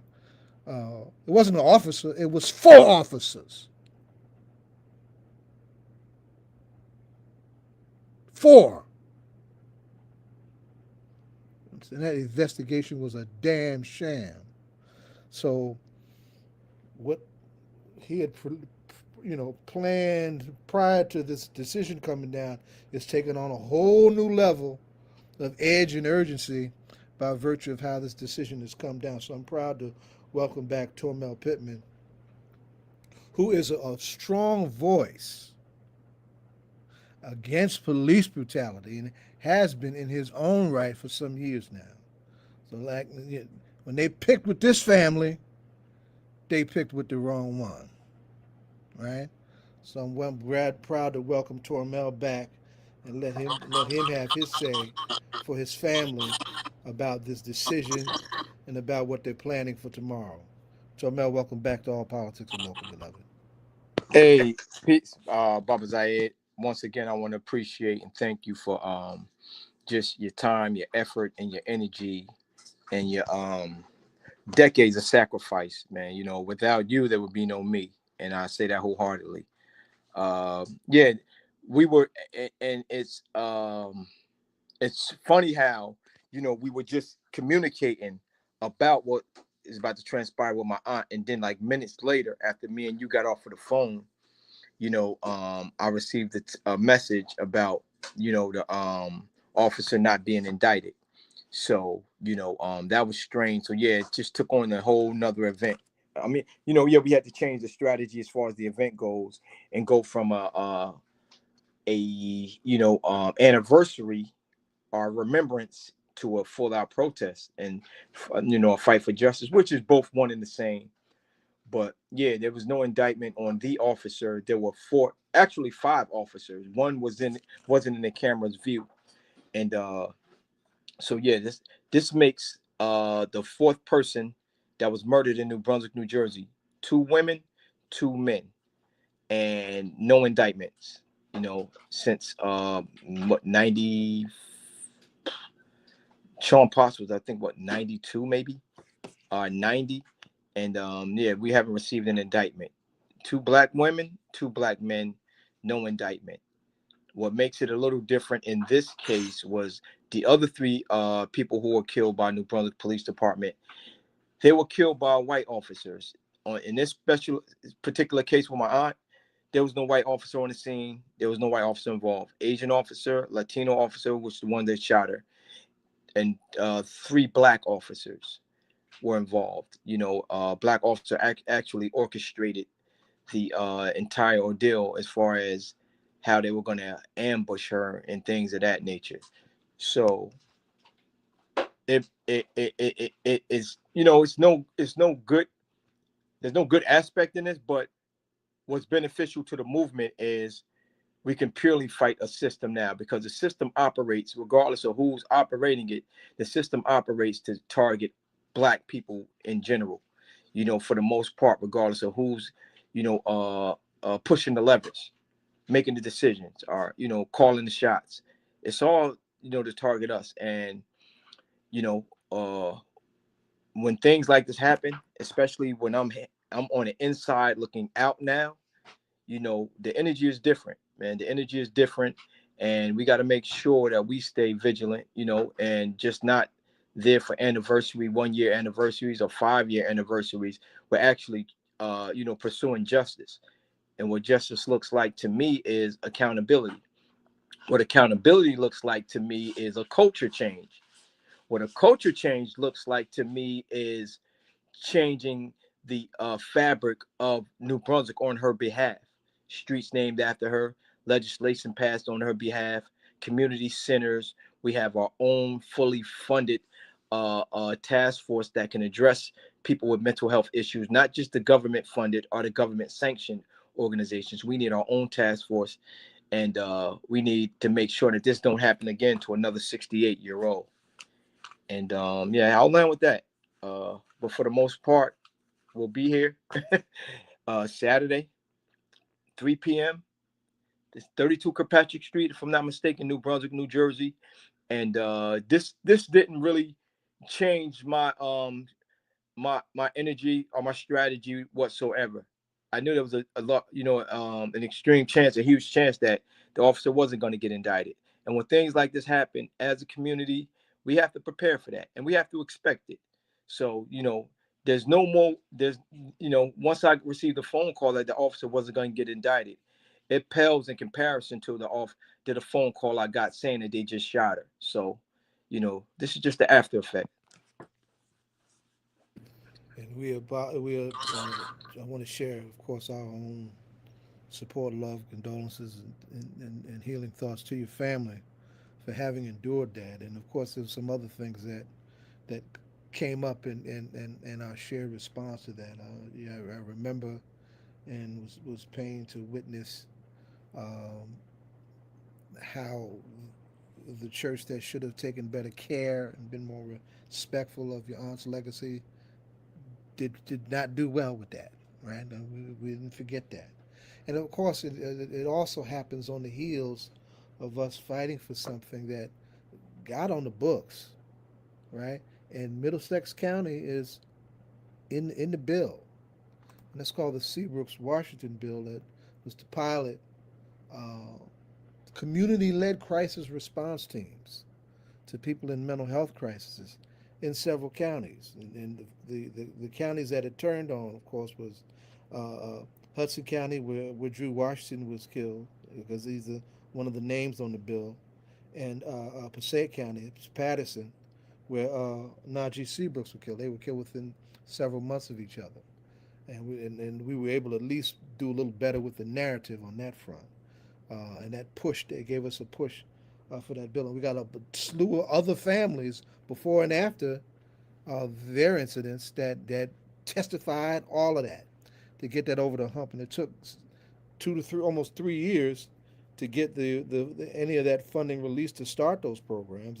And some of those communities, like New Brunswick, sitting in Middlesex County, have, and correct me if I'm wrong, don't do anything to build out such a program. And if I'm wrong, you tell me. But also, it even sharpens that even further. And like with Major Gulia Dale's case in Newton, New Jersey, this is a decorated vet who served tours of duty in 2 wars. He recently retired, was killed within 12 seconds of his wife calling for help because her husband was in a mental health crisis, right? Like in his case, several months before, an elderly white male vet had a weapon in his hands. And not only did he have a weapon, but he literally fired on the police as they were approaching him on the scene. And every protocol that police department had for containing a crisis situation like that, they used. Cordoned off the block, negotiated, took their time, waited him out, all those things, and took this man in alive without harming him. Wasn't afforded to Major Gulia Dale. Come to find out, in our case here in New Brunswick, there was an elderly white woman a few months ago before Aunt Deborah's case. In a mental health crisis. It was in June. Yeah. Tell the story. Tell it. Maybe a few blocks away from where my aunt was killed at, and not too far from Robert Wood Johnson Hospital, there was a Pakistani woman who barricaded herself in her home, and they had a, what was it? Maybe an 8-hour, 10-hour standoff, to where they I think they launched cameras into the window to see what she was doing. Police officer tried to come in there. She swung and almost stabbed the officer. The officer made it out safely. A firefighter tried to come in there. She swung and almost stabbed the firefighter. The firefighter made it out safely. And they just waited and waited and waited her out till she got tired, and she decided to give up. And so they ended up apprehending her with no further incidents. As to whereas with my aunt, it's like they want a timer. They just kept knocking on the door. Come out. Instead of leaving her in there, where she isolated herself and absolutely, and getting the proper help, they're trying to rush her out. And once she opened the door, then they committed their acts of violence on her. So yeah, it was two totally different, same situation. Actually, this lady, the Pakistani woman, was more aggressive and almost stabbed not only a law enforcement agent, but a firefighter, and still was apprehended with no incident. And that's the way that it seems like that same story, right? Like, we're not looked at as human, therefore they do all kinds of things that they do to us. And I think that it's even more profound that you're pointing out that in these cases, these weren't even white officers. Correct. That like how we see ourselves, and it's about the institution or the system that devalues our lives. Did they give a justification as to why there was no prosecution, or did they just say there's none? They didn't give any justification. And well, this was a political decision. In New Brunswick, we have a mayor that has been in power for about 32 years. And he, my aunt was killed August 8th. The decision came out August 4th. The decision came out August 4th. Now, this was a mayoral election year, and in the primaries we have a Democratic mayor. The 32-year mayor won the primaries, and there was nobody. He's running unopposed.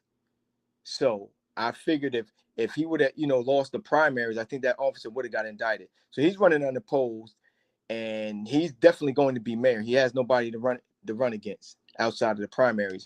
So it was all, and it took them that long. Once they find out that he actually was going to win the primaries, I knew that they were going to come with a no indictment. And now, we're going to have the same mayor now for about 35 years now, and it's just with a political, they could have came out, they could have let us know some February, March, April, May. But question, Azai, correct me if I'm wrong.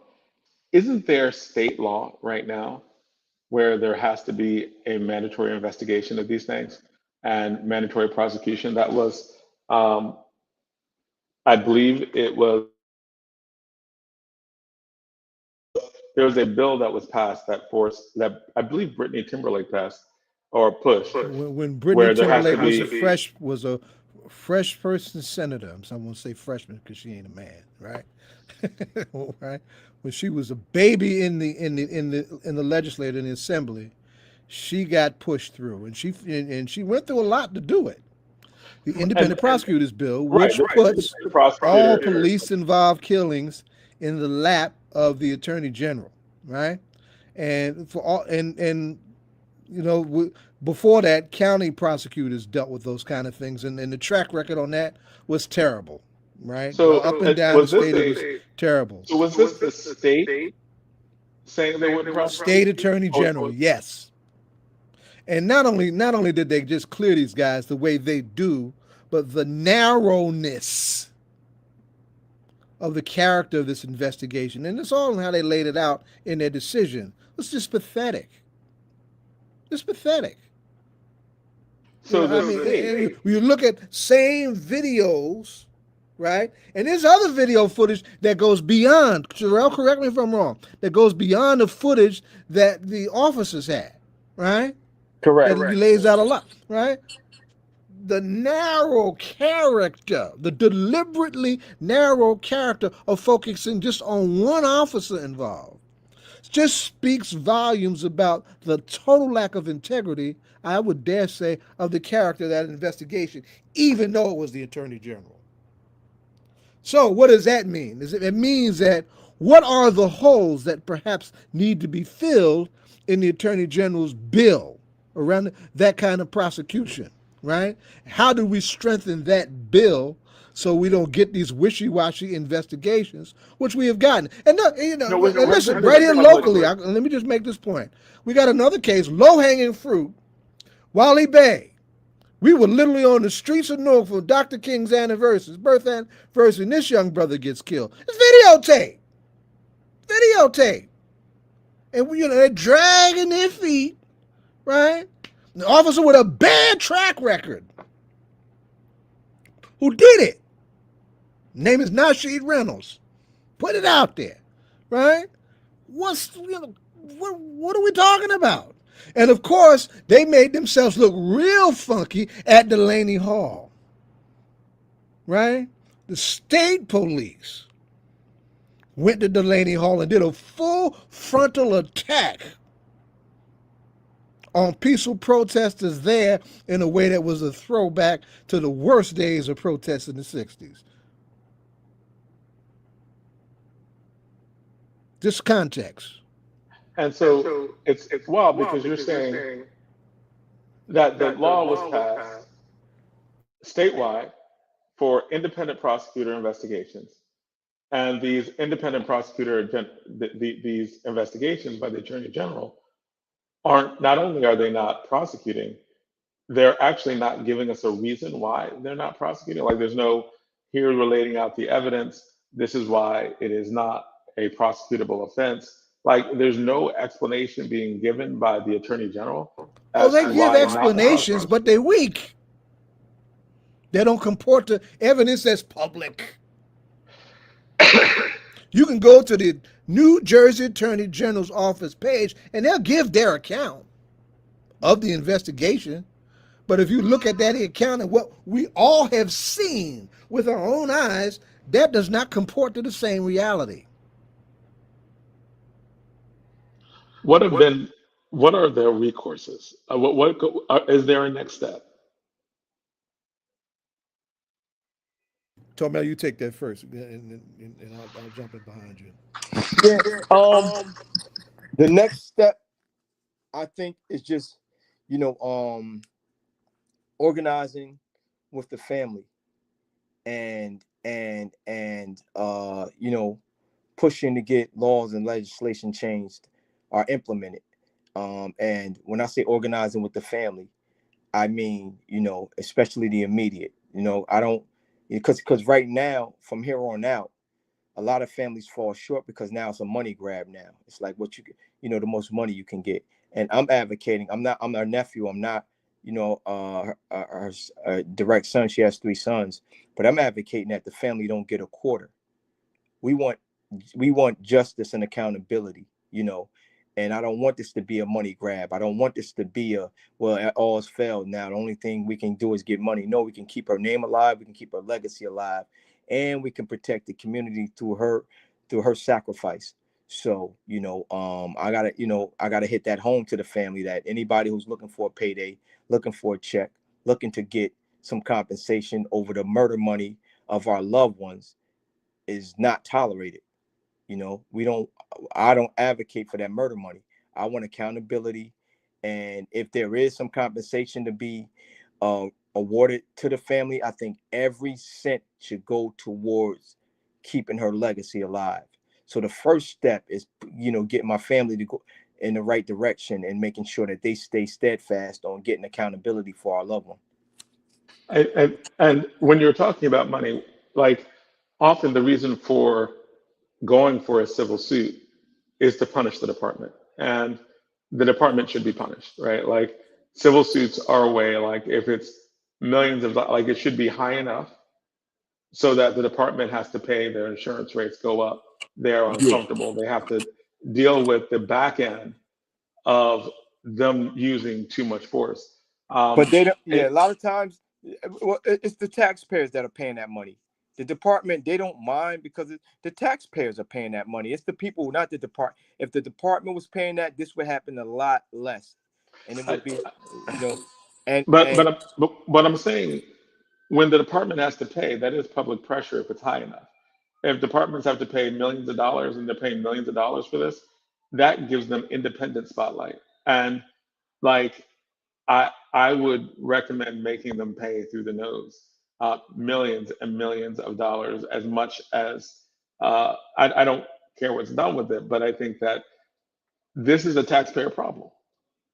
yeah, Like we are partially responsible for allowing the policies that allow this to happen, and those municipalities should pay. here, And yeah, if here lies the problem. If we were in a situation to where, say, a law enforcement kills a black person in our community, and we only had 2 options. I mean, the only 2 options were either the cop go to jail or they get away with it. We would advocate to the bitter bone with every fiber in our body to see that officer goes to jail. What happens is our families are getting complacent when they thought the other option is they can go to jail, they can get away with it, and you can be compensated. That money corrupts. To me, it corrupts families. We don't need $1 million. What were we gonna do before while she was living? Whatever we got to do to survive and continue on with life, we'll do that. I don't think millions of dollars. And that's it. If we get it, it's every cent is supposed to go back into the community. I think that it gets people complacent. They lose focus and they start focusing on monetary gain opposed to accountability and justice for our loved one, which would last for generations. Getting accountability and justice for our loved one will last for generations. The money that they're planning to give us probably won't last. Forgive them won't last a couple of years, and and, that's probably on that rabbit hole. and I understand what you're saying, right? Like I understand what you're saying um, about money on the reservation, especially with the family. One of the reasons why Ben Crump is feared is because he makes police departments in cities pay money that they don't have, that they don't want to have, right? You force their insurance premiums to go up.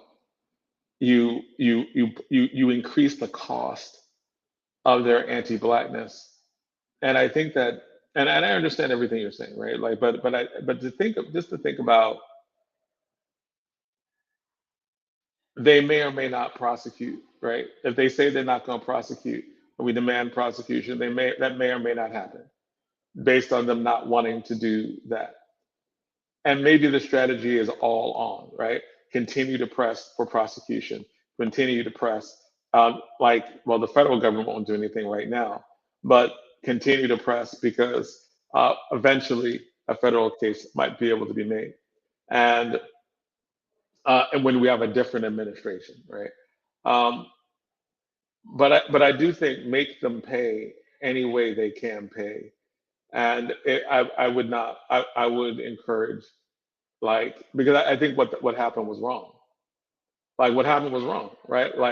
And they keep doing it, and it almost seems like they're not going to stop until they're forced to stop. They're not going to stop. Just 3 weeks ago, there was an officer in the video, the actual sergeant, and who actually tripped over when he kept beating on the door, requesting that my aunt comes out.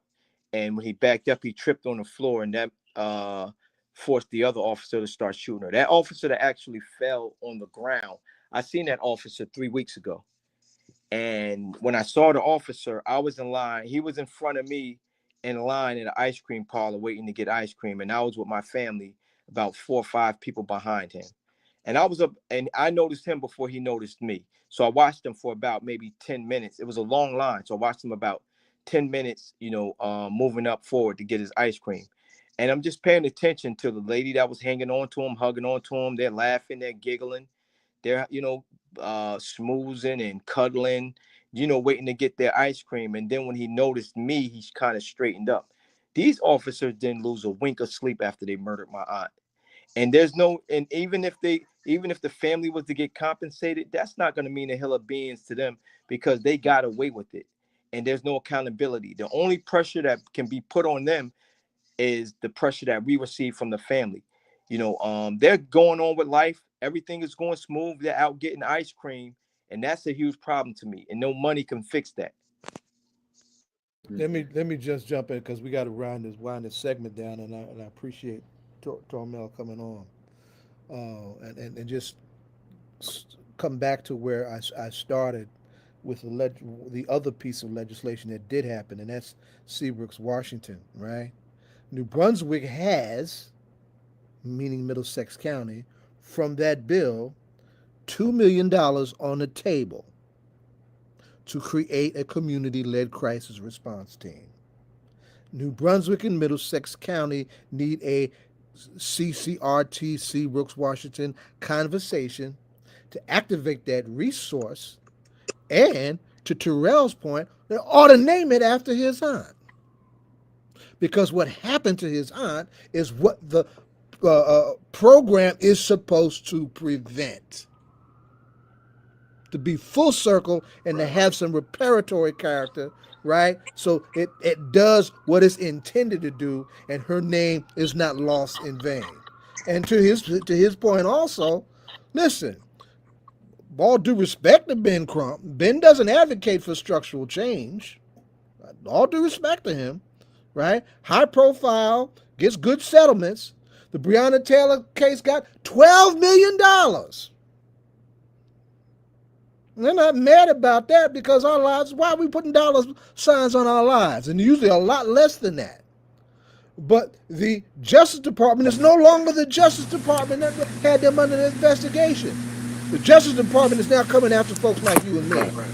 Right. Exactly. Right? And then consent decrees on the history, or in the dustpan of history now.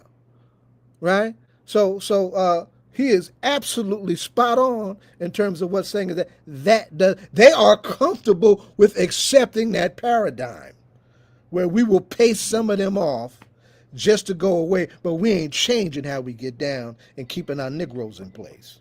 Mm-hmm. I understand. Well, so yeah. Yeah.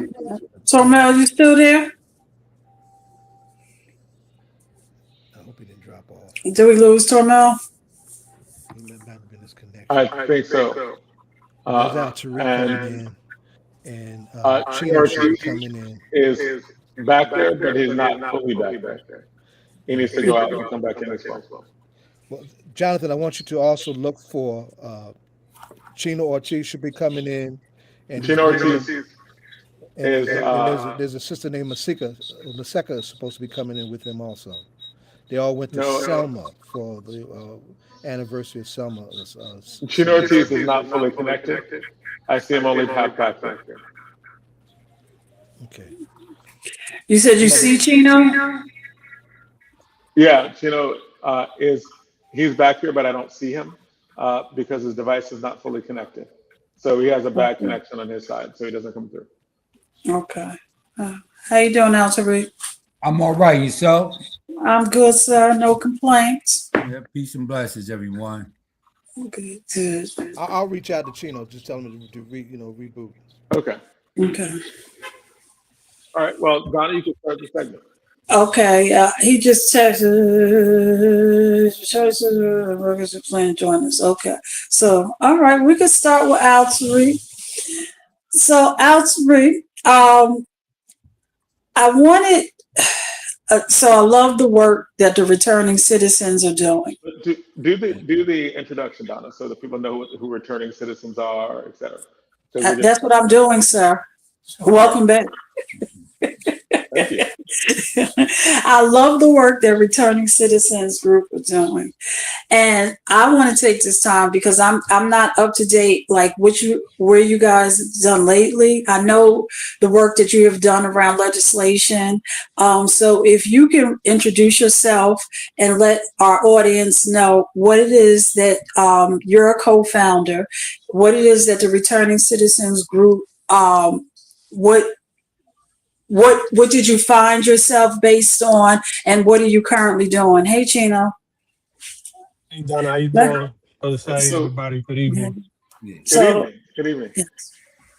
So yeah, Okay, who are returning citizens? I'm Yes. gonna let What Chino citizens lead are off. returned? I'm gonna let Chino lead off, and then I'll follow behind. Okay. That's about it. And Donna, include why we brought them back. I will. Because you're one thing. Go ahead. Yeah. Good evening, everybody. Again, unfortunately, our sister Mysika, she's not going to be able to join us. Okay. I always try to create a platform to empower our sisters. Especially sisters that are just system impacted, because there is no justice in our criminal justice system.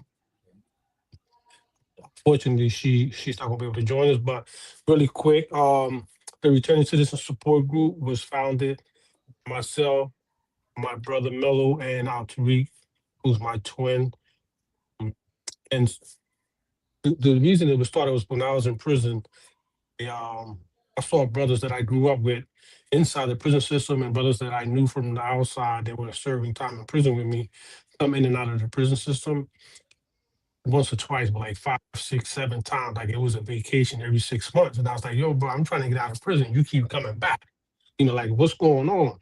A lot of brothers, man, they just put their heads down. Some brothers like Chino, it's hard out there. And I used to be like, man, it can't be that damn hard out there. So when I came home in 2016, September 22nd, after serving 3 decades, 30 years in prison, support from my family, my mother, my sisters, my nieces, visits, food packages. I never called home and nobody, hung up on me or said, no, we're not accepting your call. When I came home, my family were outside waiting for me and my brother. And so when I started, getting back into the flow of being back in the free world, even though I had a roof over my head, food on the table, clothes on my back, the love and support from my family, there was something that was missing. And I was dealing with a lot of trauma. And so I reached out to brothers like Iman Sharif, Abdul-Rakib, Daoud Lambert, Nelson Guzman, brothers that were mentors to me when I was in prison. I've been home for 5 and 7 years, and I was like, yo, bro, how the hell you stay out here? And so we created a support group. And initially, we were meeting in churches, we would meet in Weekway Park, wherever we can gather, just to have that camaraderie. And I felt safe around these brothers, and they understood me. You know, even though I felt my family's warmth and love, they couldn't understand and relate to the trauma that I was experiencing. A second reason, and equally as important reason why we started the Returning Citizen Support Group is because when I came home, I went to a reentry organization who receives millions and millions of dollars, and I saw how they treated, you know, men and women coming home from the carceral system. And I was like, this is not reentry. And I realized that, you know, they are exploiting our community and taking advantage uh, under the guise of helping us. And 50% of the homeless population are people who are just as impacted, who are homeless. And a lot of brothers, 10 years ago, when I came home, I struggled with housing. Nobody would rent to me, despite the fact that I had 2 jobs, a part-time, full-time, and I did Uber Eats home and I wasn't working, and nobody would rent to me because of my profession. So these two specific reasons why we started the Returning Citizen Support Group. So now, you know, we've been around almost 10 years. Next year will be our 10th year anniversary, and we're planning you know, to have a gala to celebrate It's been 10 success. years. Wow. Yes, my brother, Don't it's been seem 10 like years. No, it doesn't, brother. But you know, we've and I'll let Tariq explain and tell you specific things that we do, like meet them at the gate. You know, that we're forming a returning citizen union. But I want to say that New Jersey right now has the lowest recidivism rate in the nation, and I believe that's because of our movement. It's like Fugu Forest Bios. And I'll let Tariq go into more detail around the support group and other things that we provide services for our brothers and sisters coming home. Oh, wow. Thank you, Alturrick. And you're muted, Alturrick. Yeah, I just unmuted myself. Thank you. Yeah, so to piggyback off what Chino said, so I was one of those guys that was in and out of the system. I did 3 different terms of incarceration, and I left Chino in jail twice, actually 3 times. And I was one of the guys that came back and couldn't explain why I was back and forth. When he came home and he had the idea, this brainstorm to start this group, I was on board 100%. In prison, we were paralegals, we were wing representatives, we were the spokespersons, we were organizers inside the prison. So when Chino and Mello came home and they say, hey, let's start, you know, meeting regularly, let's get this group going, I was on board 100%. You know, he say in the Bible, build it and they will come. And this is what happened. So we provide wraparound services for men and women returning from prison. We are the only organization, back then we were the only, we have another returning citizens group, Life After Life, that started up in the Camden area, a spinoff of ours, but we are wholly led by justice impacted individuals. And we are in it for the change and not the check. You know, we came into this space trying to provide services or with the idea to provide services and that camaraderie that Chino mentioned, and that brotherhood, that sisterhood for men and women that are justice impact, come home, be with people that are of like-mindedness. On my first 2 terms of incarceration, I was a knucklehead. And while I was in prison, a lot of the conversation around, you know, when I go home, I'm going to do this, that, and the third. And it was all on the negative tip. You know, it would be something like so-and-so was out there, he got Prince Street on lock, or such and such out there, he driving a Benz, he doing this, that, and the third. And that's what we aspired to. Now, the conversation inside the prison is different. People are inside saying, hey, man, you know, Tariq and Chino got a 501c3. So-and-so's got an LLC. Such and such works at UPS. They're going to get me a job. They just came back from Selma with the New Jersey Institute for Social Justice. You know, people's thinking has changed. It's evolved now. And inside the prisons, we're getting the calls. We're getting messages from people saying, hey, I want to come home and get down with you. We get the parole board calling us and saying, hey, we need you to connect with this guy, different social services agencies. We have an MOU or we are a Department of Corrections where we provide these services, necessary services, men and women come home, as well as, working with at-risk youth so that they don't end up in the prison system trying to stem that school to prison pipeline that is so prevalent in our communities.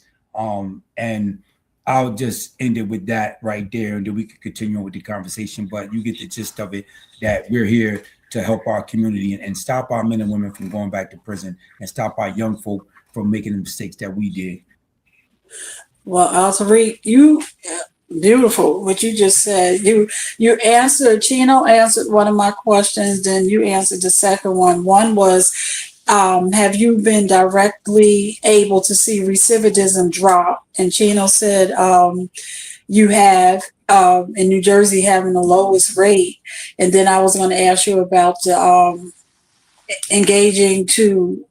about the prison to school to prison pipeline, and you talked about that.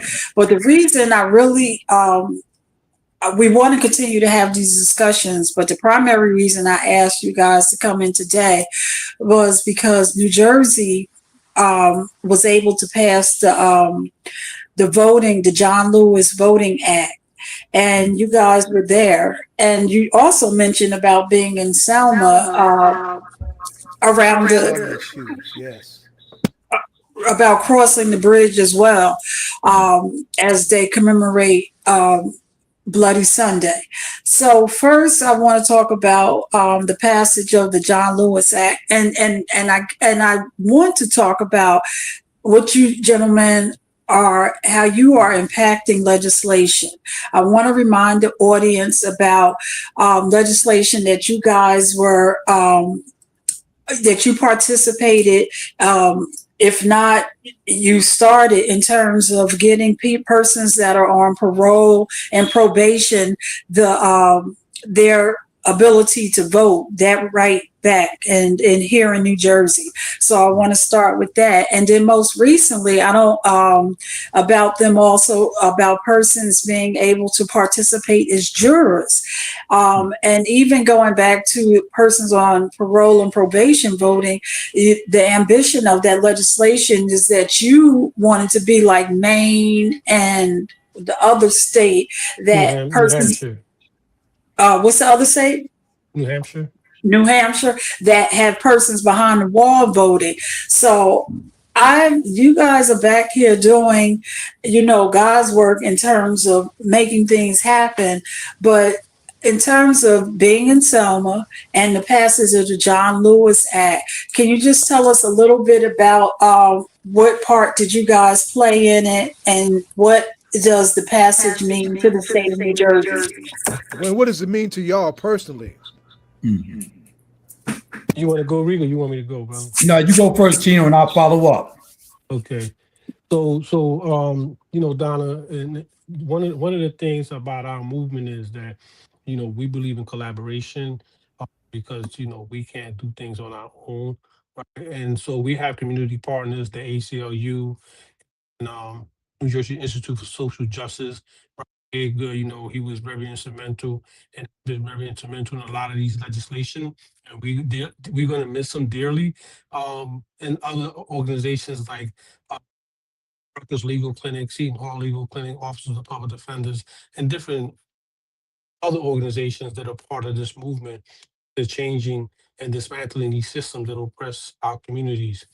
So, I'm not going to say that, we take all the credit, but we are making sure that the voices of those that are directly impacted by these legislation and these laws are being heard, or are leading these legislations. So, but, like the right to vote is really, really, really critical to our democracy. And while our system is not the greatest, there's potential to make it better, right? So one of the things that we're doing, Donna, is we are starting a C4. We already registered with the IRS, and that's Returning Citizens Union. because we want to build political power. Like you said, in 2020, Governor Murphy signed legislation restoring the rights and women on probation and parole to have the ability to vote. When he did that, 85,000 people in New Jersey became eligible to vote. I know I can influence at least 85,000. Put a pin in 85,000. that because that ain't no small number. No, it's That not. meant to Wow. losers elections for real. Yeah, yes. And I can influence 5 people. And I know that those 85,000 men and women can influence at least 2 or 3 people. So we're talking about, 400, 500,000 votes, and that's power. And we want to galvanize that power. Right? So, but unfortunately, um, you So know, 85,000 just in the number of returning citizens who got their right to vote back. yes, correct. 5,000. 85,000 men and women Wow. in New Jersey had their rights restored, and that's power. And so we as an organization, as a movement, right, and now a C4 as a Returning Citizens Union, we are working to galvanize that power, and so that we can really control who goes into office and who goes out, including people in our community that are system impacted, to be able to sit in positions not just locally but on a state level. Um, but the R. John um, Lewis Voter Empowerment Act is really critical. It's important because with everything that's going on in our country, right, to redistrict maps, um, and disenfranchise our community further. It's this legislation is really important to help preserve our place in New Jersey. Like New Jersey, every state has its own constitution. Of course, it cannot, um, it has to offer more protections than the federal government does. So New Jersey is doing that, exercising their constitutional right. I want to give thanks to the governor, but also Assemblywoman and the senator who been working on this legislation for 4 years. And I'll let you touch on, some other stuff, going to Selma and what that like and how that impacted him. Yeah. So and to highlight what Chino said, when Governor Murphy gave us men and women on probation just as individuals, right? That automatically at the stroke of a pen, gave us, a great voting block, that 85,000 people plus the people that we can influence, that's major. Recently, I was at a bill signing where Governor Sherrill signed a bill, the FAIR Act, which stops these housing providers from using algorithms to discriminate against people, to price set rents and everything. And when she did it, there was a labor union there, and I think it was 32 UBA or something. And they had 15,000 members. And Governor Sherrill, she mentioned it. She said, "Yeah, she said, this our 15, that union with 15,000 members, helped push that forward." And I was like, "Wow, that's a fraction of what we had." So, like Chino said, once we galvanize that power through our C4, and our connections, we're going to be a force to be reckoned with. Just, people being able to vote, being part of the process, no longer being disenfranchised is one thing. We just have to let our people know that your vote counts. If it didn't count, as you've been said so many times, they wouldn't be trying so hard to take it away from us. As far as the trip to Selma is concerned, so we Chino and us and other justice impacted individuals, we're part of this race council with the New Jersey Institute for Social Justice, and it's basically focused around pushing litigation to help justice impacted people, or help stem this carceral drive to get people locked up. And as part of that race council, they were actually going to give us a stipend for participating in the race council. We meet once a month and hash out these ideas and work on voter registration drives and everything else. But one of our brothers, Damian Stackhouse, he said no. He said he has Ryan and the board or whatever, instead of giving us a stipend, could we go to Selma with you? And they were like, oh yeah, no problem. So us going to Selma, we went with a group, and it was like a pilgrimage to go and walk over the Edmund Pettus Bridge, and it was an honor. And as I'm doing it, you know, I'm reliving some of the videos I've seen, you know, people were, you know, beaten, you know, that bloody Sunday, you know how brave those people were. Yeah, how brave those people and right. We were in shorts and t-shirts. They were suited and booted walking across that bridge, you know, in that summer heat. And I was like, man, you know, my hat's off to them. They actually stood up and did it, and they paved the way. And I feel like it would be a shame, or it's a shame for people who do not take part in this electoral process, not take advantage of your right to vote. We have to do it. And Governor Sherrill signing this bill that was, you know, pushed by New Jersey Institute for Social Justice, Latino Action Network Foundation, Office of President, all these different organizations, including Returning Citizens Support Group, to get this bill through, because we went into five. Train showed up in mass, make sure that they understood that this is important to the people. It's important for our people to go vote. A lot of times people think, oh, my vote is going to count, or, you know, and I know that the show is all politics or local, but it's expanding. You know, it's also state and federal, you know, and we need to step up to the plate and make sure that we get to the polls, and we make sure we not just vote, but vote intelligently. You know, look who is sponsoring these politicians, see where their campaign dollars are coming from, you know, because that's who they're going to be beholden to in the end, you know, unless we do use that people power, you know, that people power, and it can surpass that money power when we do it the right way. But we need to vote. We need to vote intelligently. We need to make sure that we get out to the polls, and we need to make sure that our loved ones make it to the polls. And that's the important part of that bill that Governor Sherrill just signed, because at the federal level, there's all these attacks on our voting rights. We see what's going on with Trump and the rest of the Klansmen and women. So we need to make sure that we step up to the plate. Let me Wait, Jonathan, let me just follow up. Sorry, could you put yourself on mute? Because of the Alturrick, let me ask you a question. You just said real quick, Jonathan, we have to get engaged. Senator Wembley did a post. Yesterday was the anniversary of the passing of this Voting Act, the Civil Rights Voting Act, August 6th. And he did like I'll send it to Chino, but he broke down some stats, and he said that in the last election in Patterson, only 24.8% of the registered voters vote. And that's one of the things you said in the beginning, that by restoring voting rights to persons on parole and probation, you restored the rights of 85,000 persons, the ability to vote. Are you following that number? And are we have a plan in place to make sure that they're registered and getting to the polls?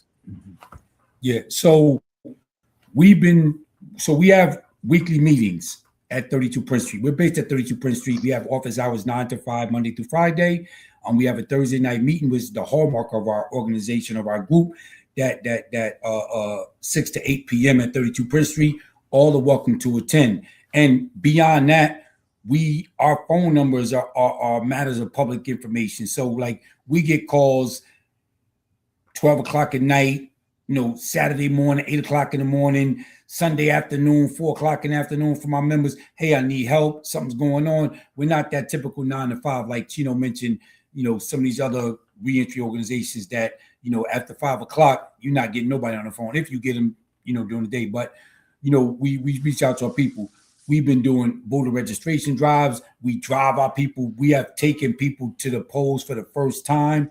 We are, you know, monitoring this in conjunction with the New Jersey Institute for Social Justice, in conjunction with the Latino Action Network Foundation, in conjunction with Meet 'em at the Gate, Transformative Justice Initiative based out of Camden, Tone Henshaw and the crew down there, Hassan Shakur, J. Rule, the Real. So we work with other organizations. We've been monitoring this, and we've been, trying to get our people to vote, working with the North Community Street Team, working with the Patterson Healing Collective. So we, and as far as, keeping the data and everything. So I haven't been, personally, I can't speak to the data, but I know that the data has been being kept, especially by the Institute. So we are working also with Rutgers School of Criminal Justice and the NJ STEP program and the Mount View Project. And if I forget to mention any of the groups that we're working with, charge it to my head, not my heart, because there are so many grassroots organizations that's out here doing the work. And we are making sure that we get people first to register, second to make sure that they vote, and third to make sure that they know why they're voting, who they're voting for, and part of this process.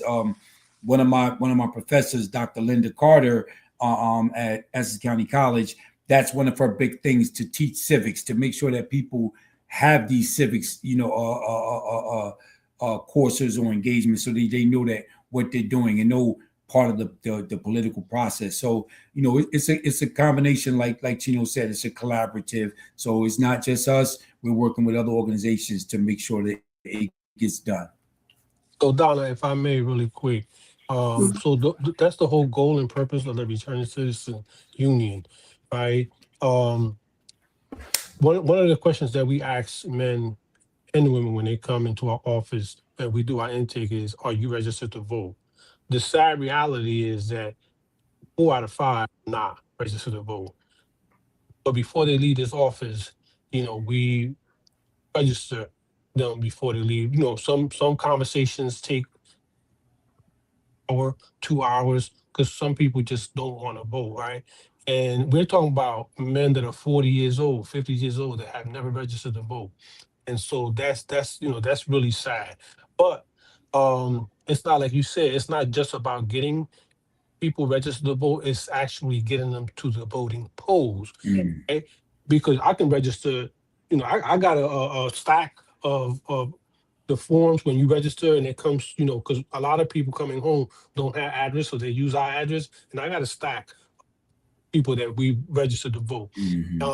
But the thing is, again, is to get them actually to the voting polls, right? And that's hard to do for many reasons, right? Trauma, our community has been disenfranchised. You got somebody coming home from prison, the last thing they're thinking about is voting. I'm hungry, I need a job, I want to take care of my family, I want to get custody of my daughter, you know what I mean, or my son. So all these factors, right? So our goal as a Returning Citizen Union is to teach civic engagement classes, like Tariq said, partner with Professor Carter and other people, and start educating our community about the importance of voting and civic engagement, right?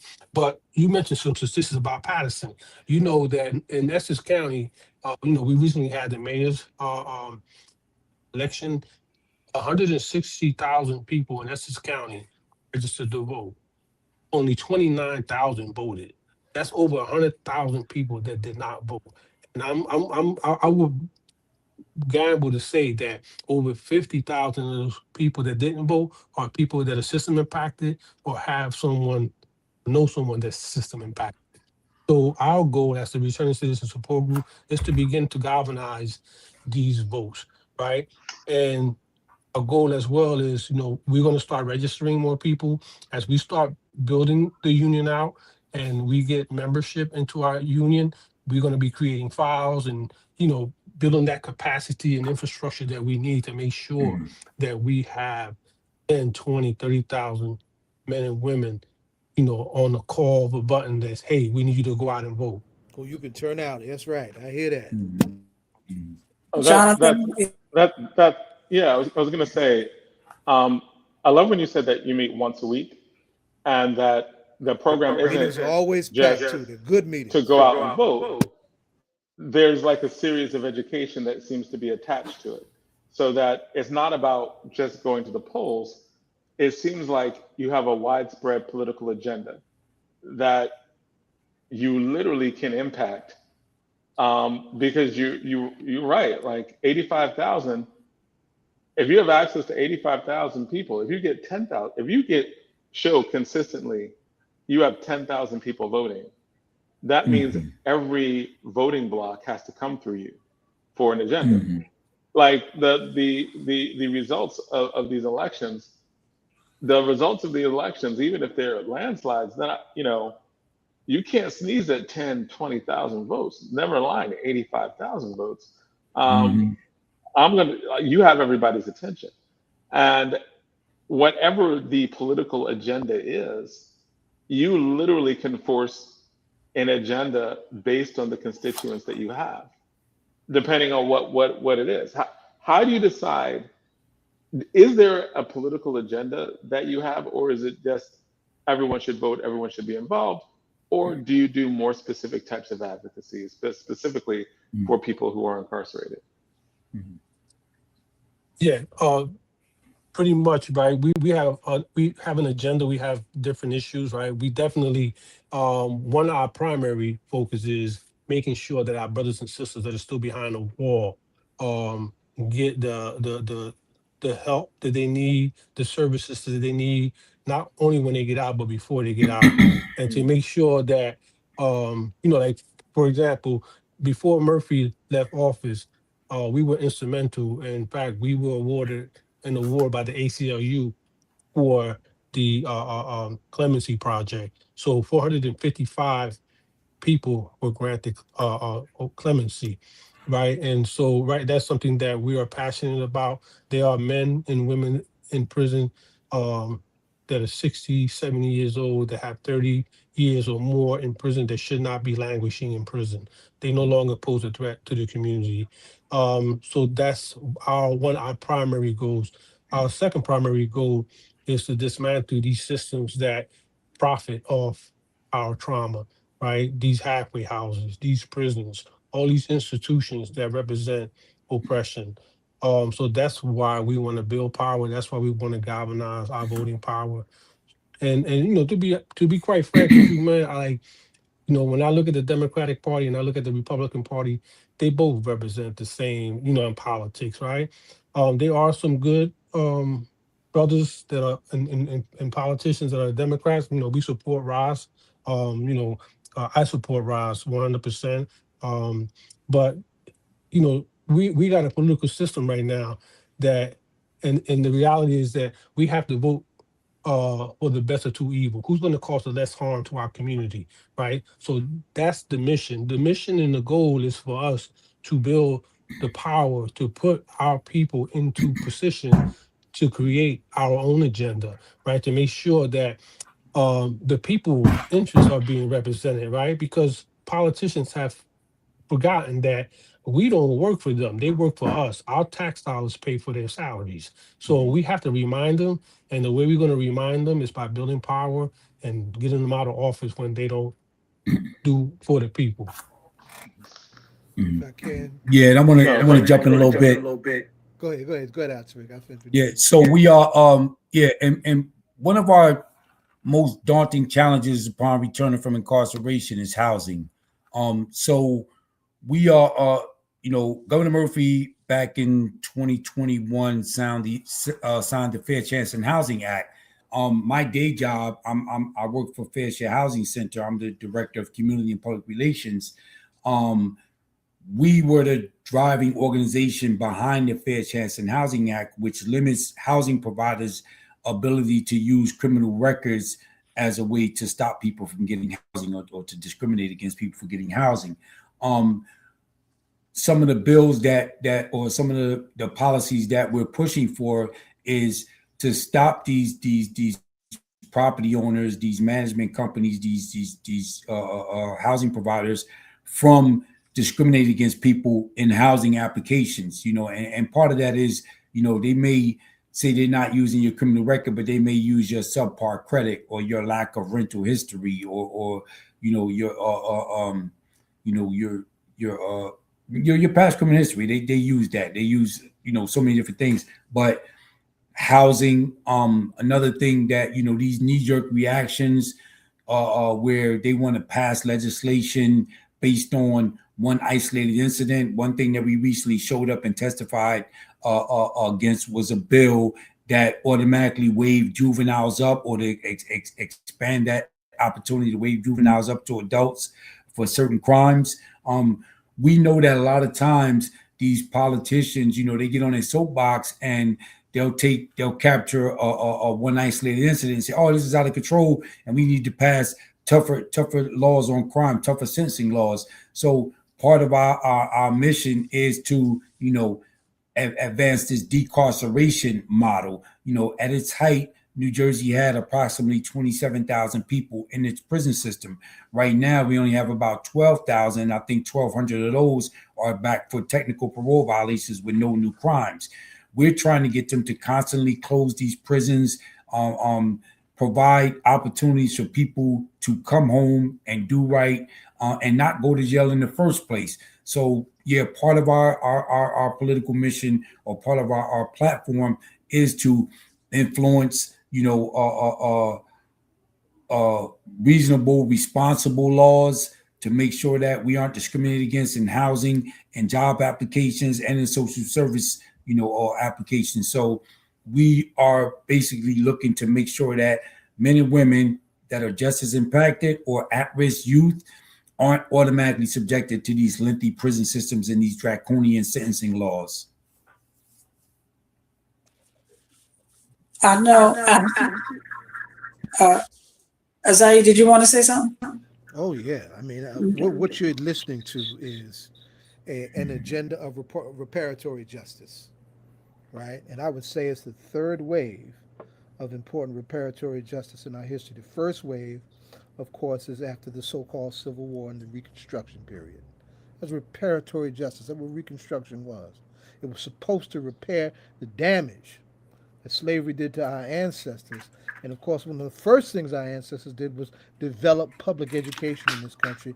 And they were highly motivated around the question of the ballot and had black electors all over the former slave South that drove, of course, our Confederate folks crazy. And of course, that was overthrown violently by the Klan and through racist terror, right? The so-called civil rights movement is the second wave of reparative justice, where people came together to repair the damage of the Jim Crow segregation and all of its violence. This wave that our brothers here are talking about is reparative justice as it speaks to the question of carceral slavery. Right? And we need to face that for what it is. That's why we have that fight around the 13th Amendment and its exceptional clause around incarceration. Right? We want to break that chain and be the healing that we seek. And then the question of housing is a tough one all across the country. And the best ecosystems around community-based violence intervention and all of our cities are facing that, because that's one of the most stubborn places of where racism is intractable in this country. Now, Donna, you lifted up rightfully that yesterday was the anniversary of the Voting Rights Act being signed into law in '65. The day before, August 5th, '66, was when Dr. King almost had his skull cracked, being hit in the head in the brick when he was protesting in Chicago over the question of fair housing, right? Over the question of fair housing. And for all of the facade of being progressive here in Jersey, and Jersey's now the blue state, it's the purple state and all that stuff, when it comes to the, breaking ground on affordable housing that speaks to the needs that we take in, these white privileged communities will draw the line there. And that still has to be attacked. So there's a lot there that's in play here. I just wanted to lift up everything that's on the table here in its bigness. Well, I wanted to ask two questions. I know, well, the first thing I was going to make a statement, Alturrick, I don't know if you ever had you mentioned about going in and out, if you ever came through the city of Orange, Judge Pohill, had to go before Judge Pohill. I can remember when I was in the Air Force, our flights are what they call, the groups are called flights, and they're made up of 50 persons. And, of course, when you first join, everybody sits around and say, why did they join? There were several people who mentioned that they were joining because they had gotten into trouble and they went before the judge, and the judge gave them the opportunity to, go through the system or to go into the military. And some people, of course, because they were sitting there with me, went into the military. And I looked up and I was like, what? And I wrote Judge Pohill a long letter. It's like, do you do this? And do you give people an opportunity? I never heard of this, or nobody ever told me. So I know that was many moons ago. And I don't know if a lot of brothers went to Vietnam behind that same track. Well, I don't know if they still do it, but I know that was rather than going to jail or getting a vocation and a career, I don't know if that's something still available. The second thing I wanted to mention was about housing. I know that council person, escaping my name, but in honor of his mom, they are doing housing, I think, down on Bergen Street. Has that project come to fruition? For persons returning citizens. So is there any housing currently that in Newark, that in Newark being built? Yeah, so Chino, you want to take that? Because we have a project that we're developing with the city of Newark and another housing piece. And then I'll answer the other part of the question. As a matter of fact, no, I'll go first and then Chino jump in. Yeah, so I'm not sure. I never went in front of Judge Pohill. All of my cases were out of Essex County and back in the day, some Hudson County. But I just need to mention Judge Victoria Pratt. When she was on the bench in Newark Municipal Court, bad little sister. She really gave people the opportunity to get their stuff together. She came in and had, alternative, methods of sentencing people. And she's still to this day doing the work. She was one of the people that, if you were in Green Street, you were like, man, I hope I go in front of Pratt. That was with the sister. She's back, Judge Victoria Pratt, and she's doing some work with Rutgers now and some other independent work. But I just wanted to shout her out. A lot of these judges, like I said, I was a knucklehead, so I can't blame anything necessarily on the judiciary. But one thing I will say is that right now, people that were sentenced as juveniles to life and other long extended terms of prison are being resentenced or have been being resentenced based on the fact that they finally recognize the science that the juvenile brain is not, the frontal cortex or is not fully formed or whatever. So we've been going to court testifying on behalf of people coming back for resentencing, and these judges have started to recognize the returning citizen support group and the fact that these men and women that they're resentencing are gonna have a support system. They're being released to a support system. Initially, when we started testifying on behalf of people, they would want to cross-examine us, the prosecutor, asking us these questions like, how do we know they're going to be reformed? It got to the point now where they just say, no cross-examination. They know that if the person is connected with the returning citizen support group, their likelihood of success is tripled or whatever the case may be. We have like a 98% success rate. I think we have just a couple of people that went back for non-violent or no new crimes, technical parole violations. But on the housing front, I'll let Chino explain our Ubuntu Village project and our restorative justice house that we have in Newark. And before you, Chino, it was Councilman Crump, and he was doing it in honor of Councilwoman Crump. Oh, okay. Yeah, I'm not familiar with that, but that's beautiful if that's being done, and we would support that 100%. Yeah, definitely, Donna. Yeah, but I don't think that project has broken ground. I'm not sure yet, Donna. But I know that that's one of the things, Donna, that we in uplifting our voices, representing men and women that are coming home from prison. We want to make sure people understand that we're not crawling under any rocks anymore. We standing tall, we moving the needle forward, right? And we're building power. So we mentioned Ubuntu Village. I am because you are, and you are because I am.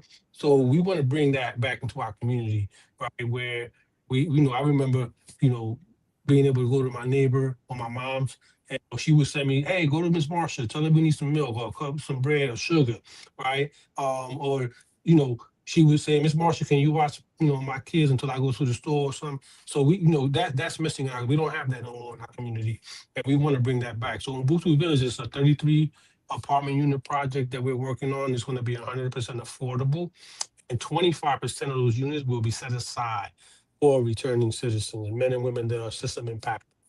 And so we also started Second Chance Developer, which is an LLC, because we want to make sure that we're not just renting and purchasing, but that we're actually building, right? That we're empowering men and women who are just as impacted, that we're building generational wealth in our community. And that we're hiring those kids that we keep telling them to get out the streets, but we're not giving them alternatives, right? We have to give them real alternatives and wageable living wages, right? And skills so they can earn a living, right? But we also a restorative justice healing home that we opened up in Newark last year, and we have 9 men. It's for 50 and over. Those that demographic has a more difficult time adjusting back into society because they don't have support. And so we have 8 men. One of the men is the RA, the residential assistant, and he provides wraparound services to the other 8 men in the house to make sure that they get all the services and the help that they need. And we run it as a restorative justice healing home. We do weekly healing circles. We also have access to one-on-one counseling sessions, and we have we creating a culture, right? The brothers, they cook together, they share food, because in prison, it was the opposite. Right? It was about survival. I can't trust you. I can't allow myself to be vulnerable, and we're changing that culture because it's the mindset and things that we learned in prison that we normalize to survive in prison that are not skills that we can't use out here to survive because they don't apply out. And that's why so many men and women coming home from prison have a problem with readjusting. The third thing I want to mention is that, one of the, like North Housing Authority, right? They discriminate against people with criminal records. So about a week or so ago, we showed up at one of the North Housing Authority committee hearings, and council was there, as well as everyone else, and we packed the committee room. Right? So when we left, after I spoke and reminded the North Housing Authority board that like the people that are out here in North, right? North has the highest, probably one of the highest incarceration rate in this state and probably throughout the whole country, right? And most other people that are coming home from prison are coming to Essex County, are coming to North. So these are the men and women that are delivering your package by Uber, that are driving or Amazon rather, that are Ubering you around, that are cooking your food, right? That are bringing your food in the restaurant, right? So we are a fabric of the community, and we have to change that narrative about not giving people a second chance because we have a criminal conviction.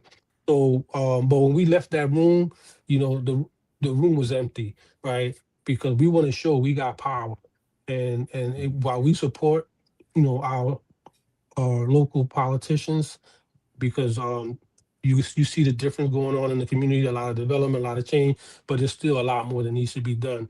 We just want to make sure that we are not standing on the sidelines and waiting for people to do things for us, but that we do it for ourselves.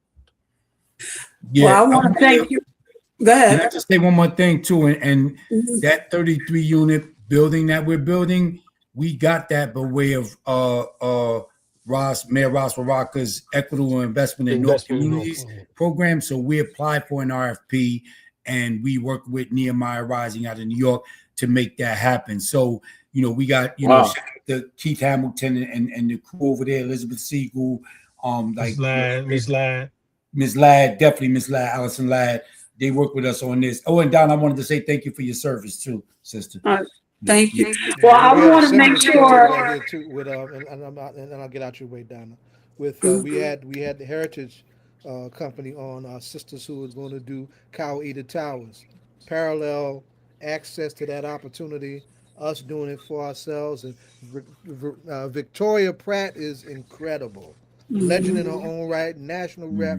We were together for a hot second at the street naming for Brian and Charity Haygood a couple Saturdays ago. We need to get her on the show. I got to figure out how to track her down and get her on the show. I call her Madam Procedural Justice because that's what she does. That's what she pioneers, and that's the lane that she has helped us to open this thing and to report all the different walks that we are on this thing that we call reparatory justice. Go ahead, Don. I'm sorry.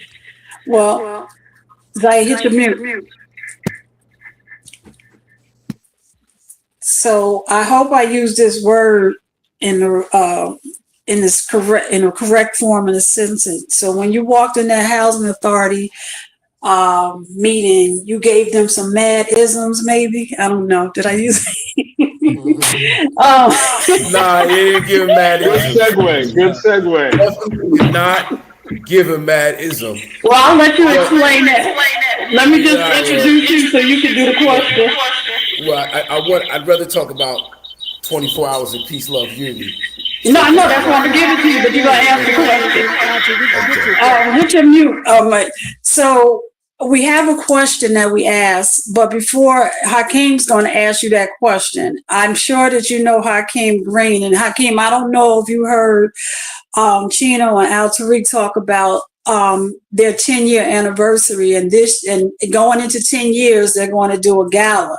I want to make sure that you guys connect if you need any headliners to be at that gala. And I want to make sure you guys are at 24 hours apiece as have a table so that people know what's going on, because that's, in terms of keeping people off the street.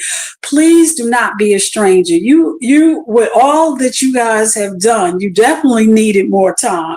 So I know you come anytime we ask. Please don't wait for us to ask. But before you leave, Chino is going to ask you the most important question. I mean, not Chino, I'm sorry, Hakim. Including, if y'all have a date for the gala already set, include that too in your answer. Oh, nice. All right. So 24 hours of peace, love, unity, safety, having fun is the ethos of hip hop culture, right? So I need to know from you two gentlemen, what hip hop, what rapper, what MC, who provides the soundtrack for the superhero work that you guys are doing?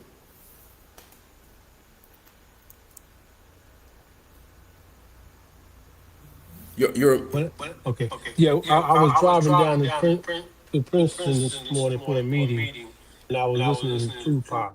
So for me, Tupac, man, is my inspiration. Like there hasn't been a rapper like, his music, even though he's gone, still continues to inspire me and inspire people, because he talked about the plight of our community, but he also uplifted our community through his revolutionary. Yeah, I got to go with the teacher. I got to go with the teacher, KRS-One. You will get no objection. I think both those choices were on point. Tupac, inspiration. Baby Panther picked up the torch left by the KRS-Ones, the Chuck D's, the Ice Cubes, and so forth and so on. I had that revolutionary message, revolutionary spirit, no doubt. And you know that I have favoritism towards KRS-One, the teacher. Knowledge reigns supreme over nearly everyone. But, before you guys go, though, you guys have to be at 24 hours apiece. Like, that's a must. I know Donna talked about having a table possibly, but we need you on stage to really spread the message of what you're doing, because that's what 24 hours apiece is all about, giving the community options. Yeah, get my number from Donna, or you want to take it now? Yeah, I'll get it from Donna afterward. Yeah, okay, for sure. Yeah, just reach out with a date. But as we haven't set a date for the gala yet, but as soon as we do, I'll let us know. We sound the drum. We there. We'll definitely show up for the 24 hours of peace. Yeah, Alturrick, you're muted. Okay. Thursday nights, 32 Prince Street, 6 to 8 p.m. All are welcome to attend. We have just as impacted individuals. We have mothers holding seats for their sons, daughters holding seats for their dads. We have, educators. We have attorneys. We work closely with the public defender's office. We have, people from Rutgers, Seton Hall, CUNY, a little bit everywhere. Come to the meeting, just check it out. You can either be a fly on the wall, you can come do a presentation, you can record there if you want to. We just had people perform a play this past Thursday. So it's very organic. So come through the group, and it's not a program, it's a movement.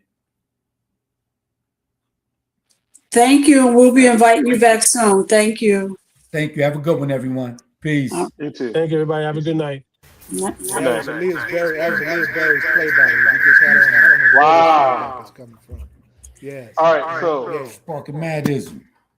all right. Good night. Good night. All right. So, Zaid or Hakim, which of you have the big feedback?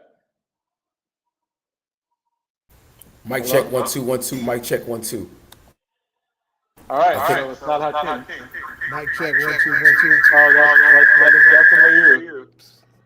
All right. So, Zaid, you might want to get use a different browser. Close your browser up and get a different browser, like do Safari or do one of the other types of browsers, and open it up fresh.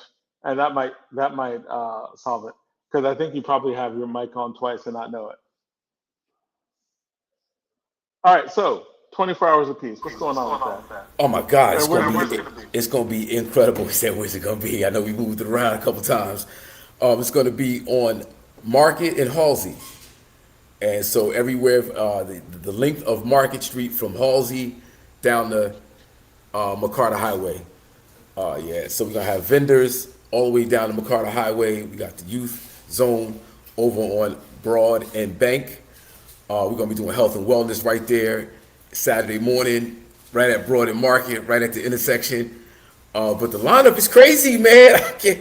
No, it's not on Broad and Market. The stage is not on Broad and Market. There's an event happening at the Prudential Center during that time. So to accommodate the overflow, we had to kind of move up a block. But it's kind of dope though, because it's like Halsey, Market, and then the audience will spread out to about Broad Street, I'd say. Okay. I mean, maybe past there. But we'll have vendors. Yeah, like your own area, but a block up. Yes. Yeah, same area, just a block up. So Hakim, I think it might be you too. Oh, really? 1 2 1 2. Mic check 1 2. Well, it's not about you. It's like when someone else is on and they're talking. If you're unmuted, and do you get an echo? So right now you're muted, but unmute yourself for a second. And Mic check don't 1 2 talk. 1 2. Oh, don't Yeah. talk. So when you're unmuted, then you hear the echo. No echo. Do you have any other? Do you have anything else open? Do you have our mic on twice? Mm-mm. And do you have what browser? This is what browser is this? Google, right? So, Chrome. Okay. So I don't hear an echo. We'll try to figure that out. John, how we know it's not you? It's Donna. I'm gonna go out and come back. Wait a minute. John, it's you. Well, I'll go out and come back. I'll go out and come back. You just self-snitched, didn't you? I'll go out and come back. Okay. So tell us more about 24 Hours Apiece, and you're saying it's going to be at on Halsey Street, and on Market at the Halsey intersection. Okay. Market and Halsey. Yeah. Right. All right. Nice. Do we know anyone in the lineup yet? We know everybody in the lineup, actually. It's crazy. All right. Give us something. All right, so for all my revolutionary folks out there, we got Brother J from X Clan. We got the Queen, MC Light. We got wait, time out. You said MC Light is gonna be there? MC Light's gonna be there? Yeah. Oh man.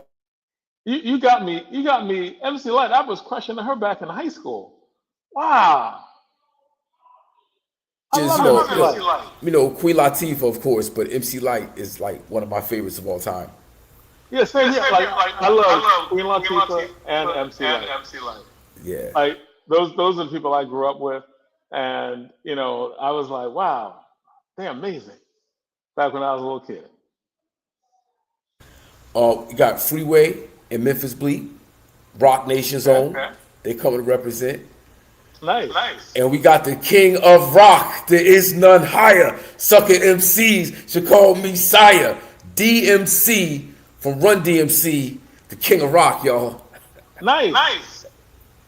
You know, you got a nice lineup. Oh, this is the lineup is crazy. Johnny, that's you with the feedback now. It's both of us with the feedback.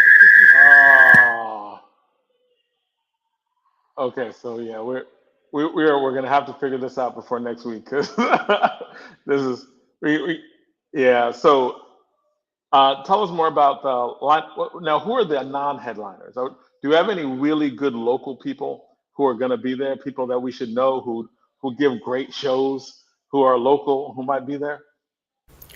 Okay, this is our second year doing an actual talent search, and as of last week, there were over 100 entries, right? And there's going to be an audition on August 10th at a secret location. I expect about 150 artists to be there at Symphony Hall on August 10th, and then we'll know which 30 made the cut. We're picking 30 artists, 15 for Friday, 15 for Saturday. All right. Well, I have this one artist that I really want to see. Do you have is Unicorn going to be there?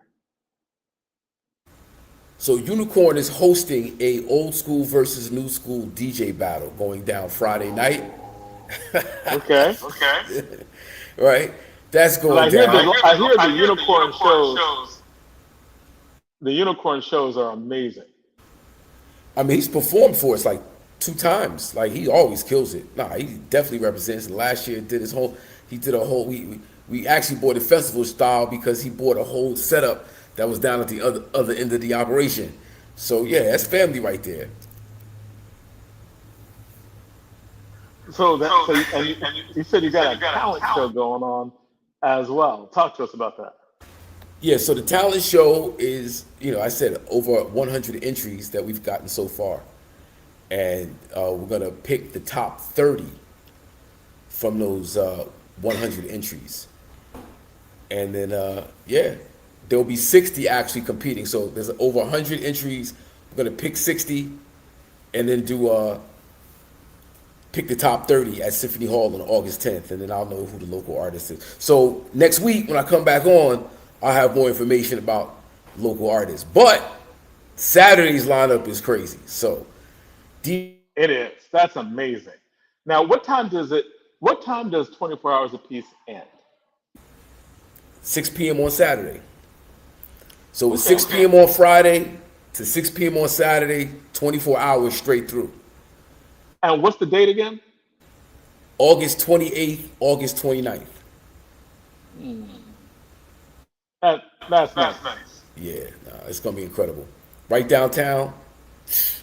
Like every time we do it downtown, it's set. This is the 3rd time doing it on Market. First 2 times Market and Broad, 2016, 2021, and now in 2026. So it seems like every 5 years we're down on Broad and Market. Yeah, I was going to ask you, what year is this? This is the 14th of 16. So we started in 2010. We didn't do 2018, 2020 because of COVID, of course. But every other year since then, we've been rocking and rolling. Right. Oh, yeah. So Saturday's lineup, though, with DJ Taj bringing out celebrities for the younger crowd, like that's something to look forward to. And we got the Group 41 coming out. We got Zeddy Will, who's a huge national artist. Zeddy Will is a huge artist. And he told me last year, he said, Hakim, anytime 24 Hours Apiece happens, if you need me, you got me. My very first live performance was at 24 Hours Apiece 2017, I think. So that's something special. 24 Hours Apiece has actually been a launching pad for a bunch of young talent, not just rap artists and singers, but we've had King Na, who's a world-renowned motivational speaker that started on the 24 Hours Apiece stage from the very beginning in 2000. Wow. He was like, maybe 7, 8 years old, grabbing the mic and motivational speaking, watching the great speakers of Newark, New Jersey present, especially our mayor, Raz Baraka, who was Southwood councilman at the time, Baba Zaid. That spirit of having a voice for our people was bred in King Na. His father, Dash, was, one of our early assistant producers and helped us a great deal in building this thing. But to sing King Na leave the 24 Hours Apiece stage, ended up on what's the USA what's the morning show with Robin Good morning, Robert. Yes. for Good Morning America. He's been featured on there a couple times. What was the Steve Harvey show, America's Young Talent? He's been on that a few times. He's spoken in Tanzania, he's spoken in Ghana, he's spoken in Asia, Europe, and it started with 24 Hours Apiece. That's amazing. So, yeah, I expect more to come when it comes to 24 Hours Apiece, and Newark, New Jersey, especially producing great talent. Be it music, dancing, singing. Jersey Club is off the roof. DJ Little Man, big shout out to him. Of course, DJ Taj, and Unicore 151 is definitely representing Jersey Club and Jersey culture in a huge way. So, yeah, 24 Hours Apiece is special. Big shout out to Mayor Raz Baraka, Mary Baraka, Baraka team. Is this the King of You need Rock's your first? own documentary. Yeah. 24 Hour Piece needs to have a documentary done on it. You need to have video and documentary style. Well, we got the school. You muted, huh? I said it's in the works. Thank you, John. Yeah, I was gonna say we got the theater, we got the production and everything in place. So, and it can say 24 Hours of Feast, filmed in and produced in Newark, New Jersey. Is this the King of Rock's first time? Yes. It is. Okay. All right. So that's beautiful. I know he's been doing, remember I reached out to you and told you about him being at Seton Hall, and he's been, doing, I guess what he does, going to schools, talking to students. So this is beautiful. So he definitely has his, and it's funny because when you hear him tell his story, like among all of them, he was kind of the nerd in the group. Yeah. When you hear the history of Run DMC, he was, I'm DMC in the place to be. I went to St. John's University off the rip, 1983, talking about college and knowledge. And so, yeah, that group right there, Run DMC and Jam Master Jay, rest in peace, the greatest rap group of all time, in my humble opinion. And thinking of Jam Master Jay, that was South recently, That's right? a lot that you just said, Hakim. That's means a lot coming from you. Hey man, I think it's universally understood. You got Run DMC, Public Enemy 1A, 1B. I would say Run DMC just because, they kicked down the door and opened up the mainstream without losing street authenticity. Like they still remain real underground edge, but exposed the masses to what hip hop music was all about. And they kicked down MTV. Yeah, they did. MTV, it kicked down the door for hip hop across the board, but always representing hip hop. Like they didn't sell out, so to speak. Yeah, their documentary was really interesting, and and that's where I learned that he was a nerd, and just to even to think, I guess, in terms of endorsements, like just to think how many of us went out and bought Lee jeans and did, that whole hookup just because of them. But how much did that kind of end up, as an actual endorsement, that. Yeah, they were the first one with a sneaker endorsement with Adidas. $1 million deal in 1985, I think. Yeah. Literally the mock net the belt, the Yeah. jeans, sew the seam down the middle, wear your sneakers this way, the hat, the Kango, right? The leather jacket. Now, you know, everybody credits DMC for wearing gazelles, but he really didn't wear gazelles. He wore, I'm gonna tell you right now, I forget the name of the Jonathan. No, not Jonathan. What's the name of the glasses that he used to wear? But it wasn't gazelles. But he's I giving. thought it was Gazelle. It wasn't Gazelle. Wow. Ultra Goliath 2. That was the glasses. Ultra Goliath 2. Ultra Goliath too. Yeah. And I actually got to compare because Gazelles look alike because of that. Yeah, nah, you know, Gazelles had the Gazelle logo on the side. His was just black, straight across. And again, with that nerd look, like with the glasses, you know, I'm biting. Glasses had to have that DMC look, not quite the DMC glasses. You know, I got my own little style and flair on it, but the black frames to me took me back to DMC. So I guess like you, a cross between somewhere between you, because Malcolm X is another one with the glasses. Oh yeah, for sure. Peace to brother Malcolm. Yeah. Baba Zaid got brother Malcolm in the back. So this is awesome. We and now Jonathan had mentioned earlier that it wasn't Labor Day weekend, but this is the weekend before Labor Day, correct? Yeah, yes. I think Okay. that's actually a better time to do it. You know, we've done it on Labor Day a few times, but it's good to have our own weekend. Labor Day tends to be a little busy, a little much. So doing it a week early, I think, and just being downtown for me, you know, I think the entire city gets to come on out and, you know, make it their own. And it's much more space. Traffic control is easy to deal with downtown. Though I know redirecting traffic and logistically, you know, the city does a wonderful job in, you know, working with the different organizations that kind of move things around. But I'm looking forward to this year. It's going to be amazing, and the lineup, as you see, is incredible. Now, We're doing a special mixtape, a special tribute to mixtape culture. DJ Wow. Ron G and DJ Doo-Wop coming out, and they're gonna be nice. Yeah, that's gonna be special. I was gonna ask, was Common, like I remember Common early on being at one of the 24 hours apiece. Actually, Common's never been at 24 hours apiece. We did Occupy the Block on Broadway. That's what that was. Yeah, Okay. that was Occupy the Block, and he came out. But that's another one of my hip hop brothers.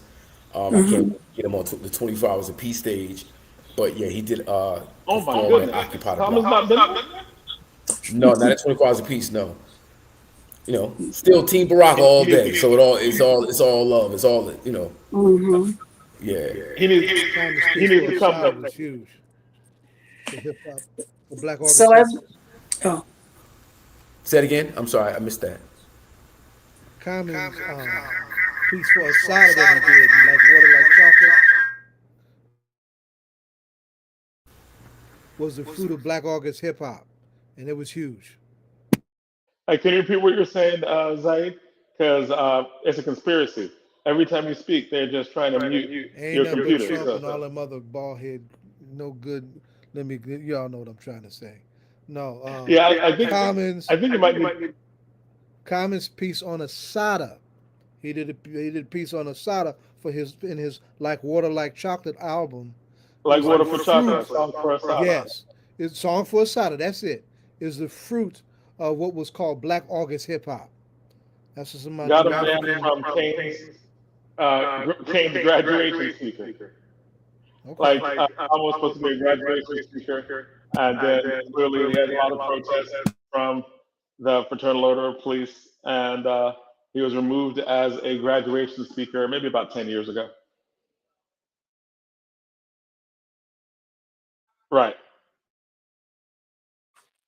Hakim, I don't know if you were on when Zaid was talking around when Sada passed, but soon thereafter, there were several artists that got together and they did they have done a music project for Sada and it's for two people.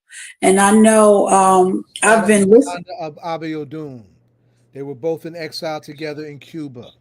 Mhm. And Nahanda is known as the godmother of Cuban hip hop because she was the bridge between young people in Cuba who were in hip hop and young people who were here in the States in hip hop, and that became an international phenomenon. Oh, I was just gonna say, switch the cameras, guys. Put us all up.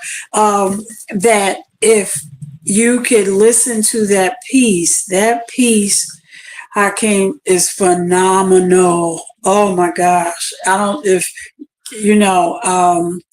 Hakim, Zay, if you could say the name and Hakim, it's listening to it, Hakim, and you could appreciate it at a different level. The music is, I listen to it on Saturdays with Wilma Leon. It's a phenomenal piece of body of work. Yeah, I look forward to that. Please share me the name, Baba Zaid, so I can look it up. No, the I should be project able to find it on YouTube. Song for Asada is a piece. I know you know this. I know you Song know for this. Asada. Yeah, you know that. I'm not talking about that. I'm talking about the oh gosh. Hello? I'm talking about the body of work that was done after she passed. All the musicians got together and they did a body of work. I'll send you the link. It was a volume of tributes that were done that includes music, right? And tribute. My old praise poem is in there from back in '87. There's a lot of stuff is in there. I know you talking about. Yeah. Yeah, and I hear Wilma Leon plays it. He's been playing it for the last month. And the hour is that I can't ask 5 more questions. No, you can't ask 5 more questions. We reached the end of another episode, and everyone can, say something as we close off, and then we will. If you got any announcements, now's the time to make. Well, for me, I just want to, I don't know at the top of the hour if we said anything to Reverend Marquise. I am going to talk to Reverend Marquise from the All Politics Are Local platform because he is a part of this family. And he has made it publicly known. Last time he was here, he told us about the birth of his beautiful baby girl. And during the campaign trail, and she came. Sadly, she was here and now she's gone home to glory, and she's no longer with us. And so as a family member, we've mourned with our family members. So we're mourning with Reverend Marquise and his family, and we're sending all of our love, prayers, and whatever he needs, we're sending it to him to let him know that we love him and his wife and their family. And we're here thinking about him. We love you, Marquise, and we're so sorry. 6-month-old daughter. And it was really sad. And our deep condolences. Really, really heartbreaking. This is Black August. Nobody really, Black August. Black August cornerstone. Today is August 7th, and one of the 2 fundamental cornerstones of Black August are George and Jonathan Jackson. This is the anniversary of Jonathan Jackson's bold extraction mission to try to free some of the Soledad brothers while they were literally in court back on Marin County Courthouse on this day in 1970. You want to know why you're getting searched when you go into court these days? It's because of the bold extraction mission of Jonathan Jackson, 17 years young, banging for freedom. Cost him his life, but Malcolm said, if you let your enemy know that you're willing to do anything to get your freedom, you'll get it. Jonathan let him know. We who like it hot call it Black August. Right. All right. On that note. I was going to say, one last thing is, Hakim, you have to teach me how to use madisms in a correct sentence. That's all I got. All right. Well, it's simple. All we do is spark madism. Got you. All right. Well, until next week, We'll see you later, and be safe, be careful, be safe.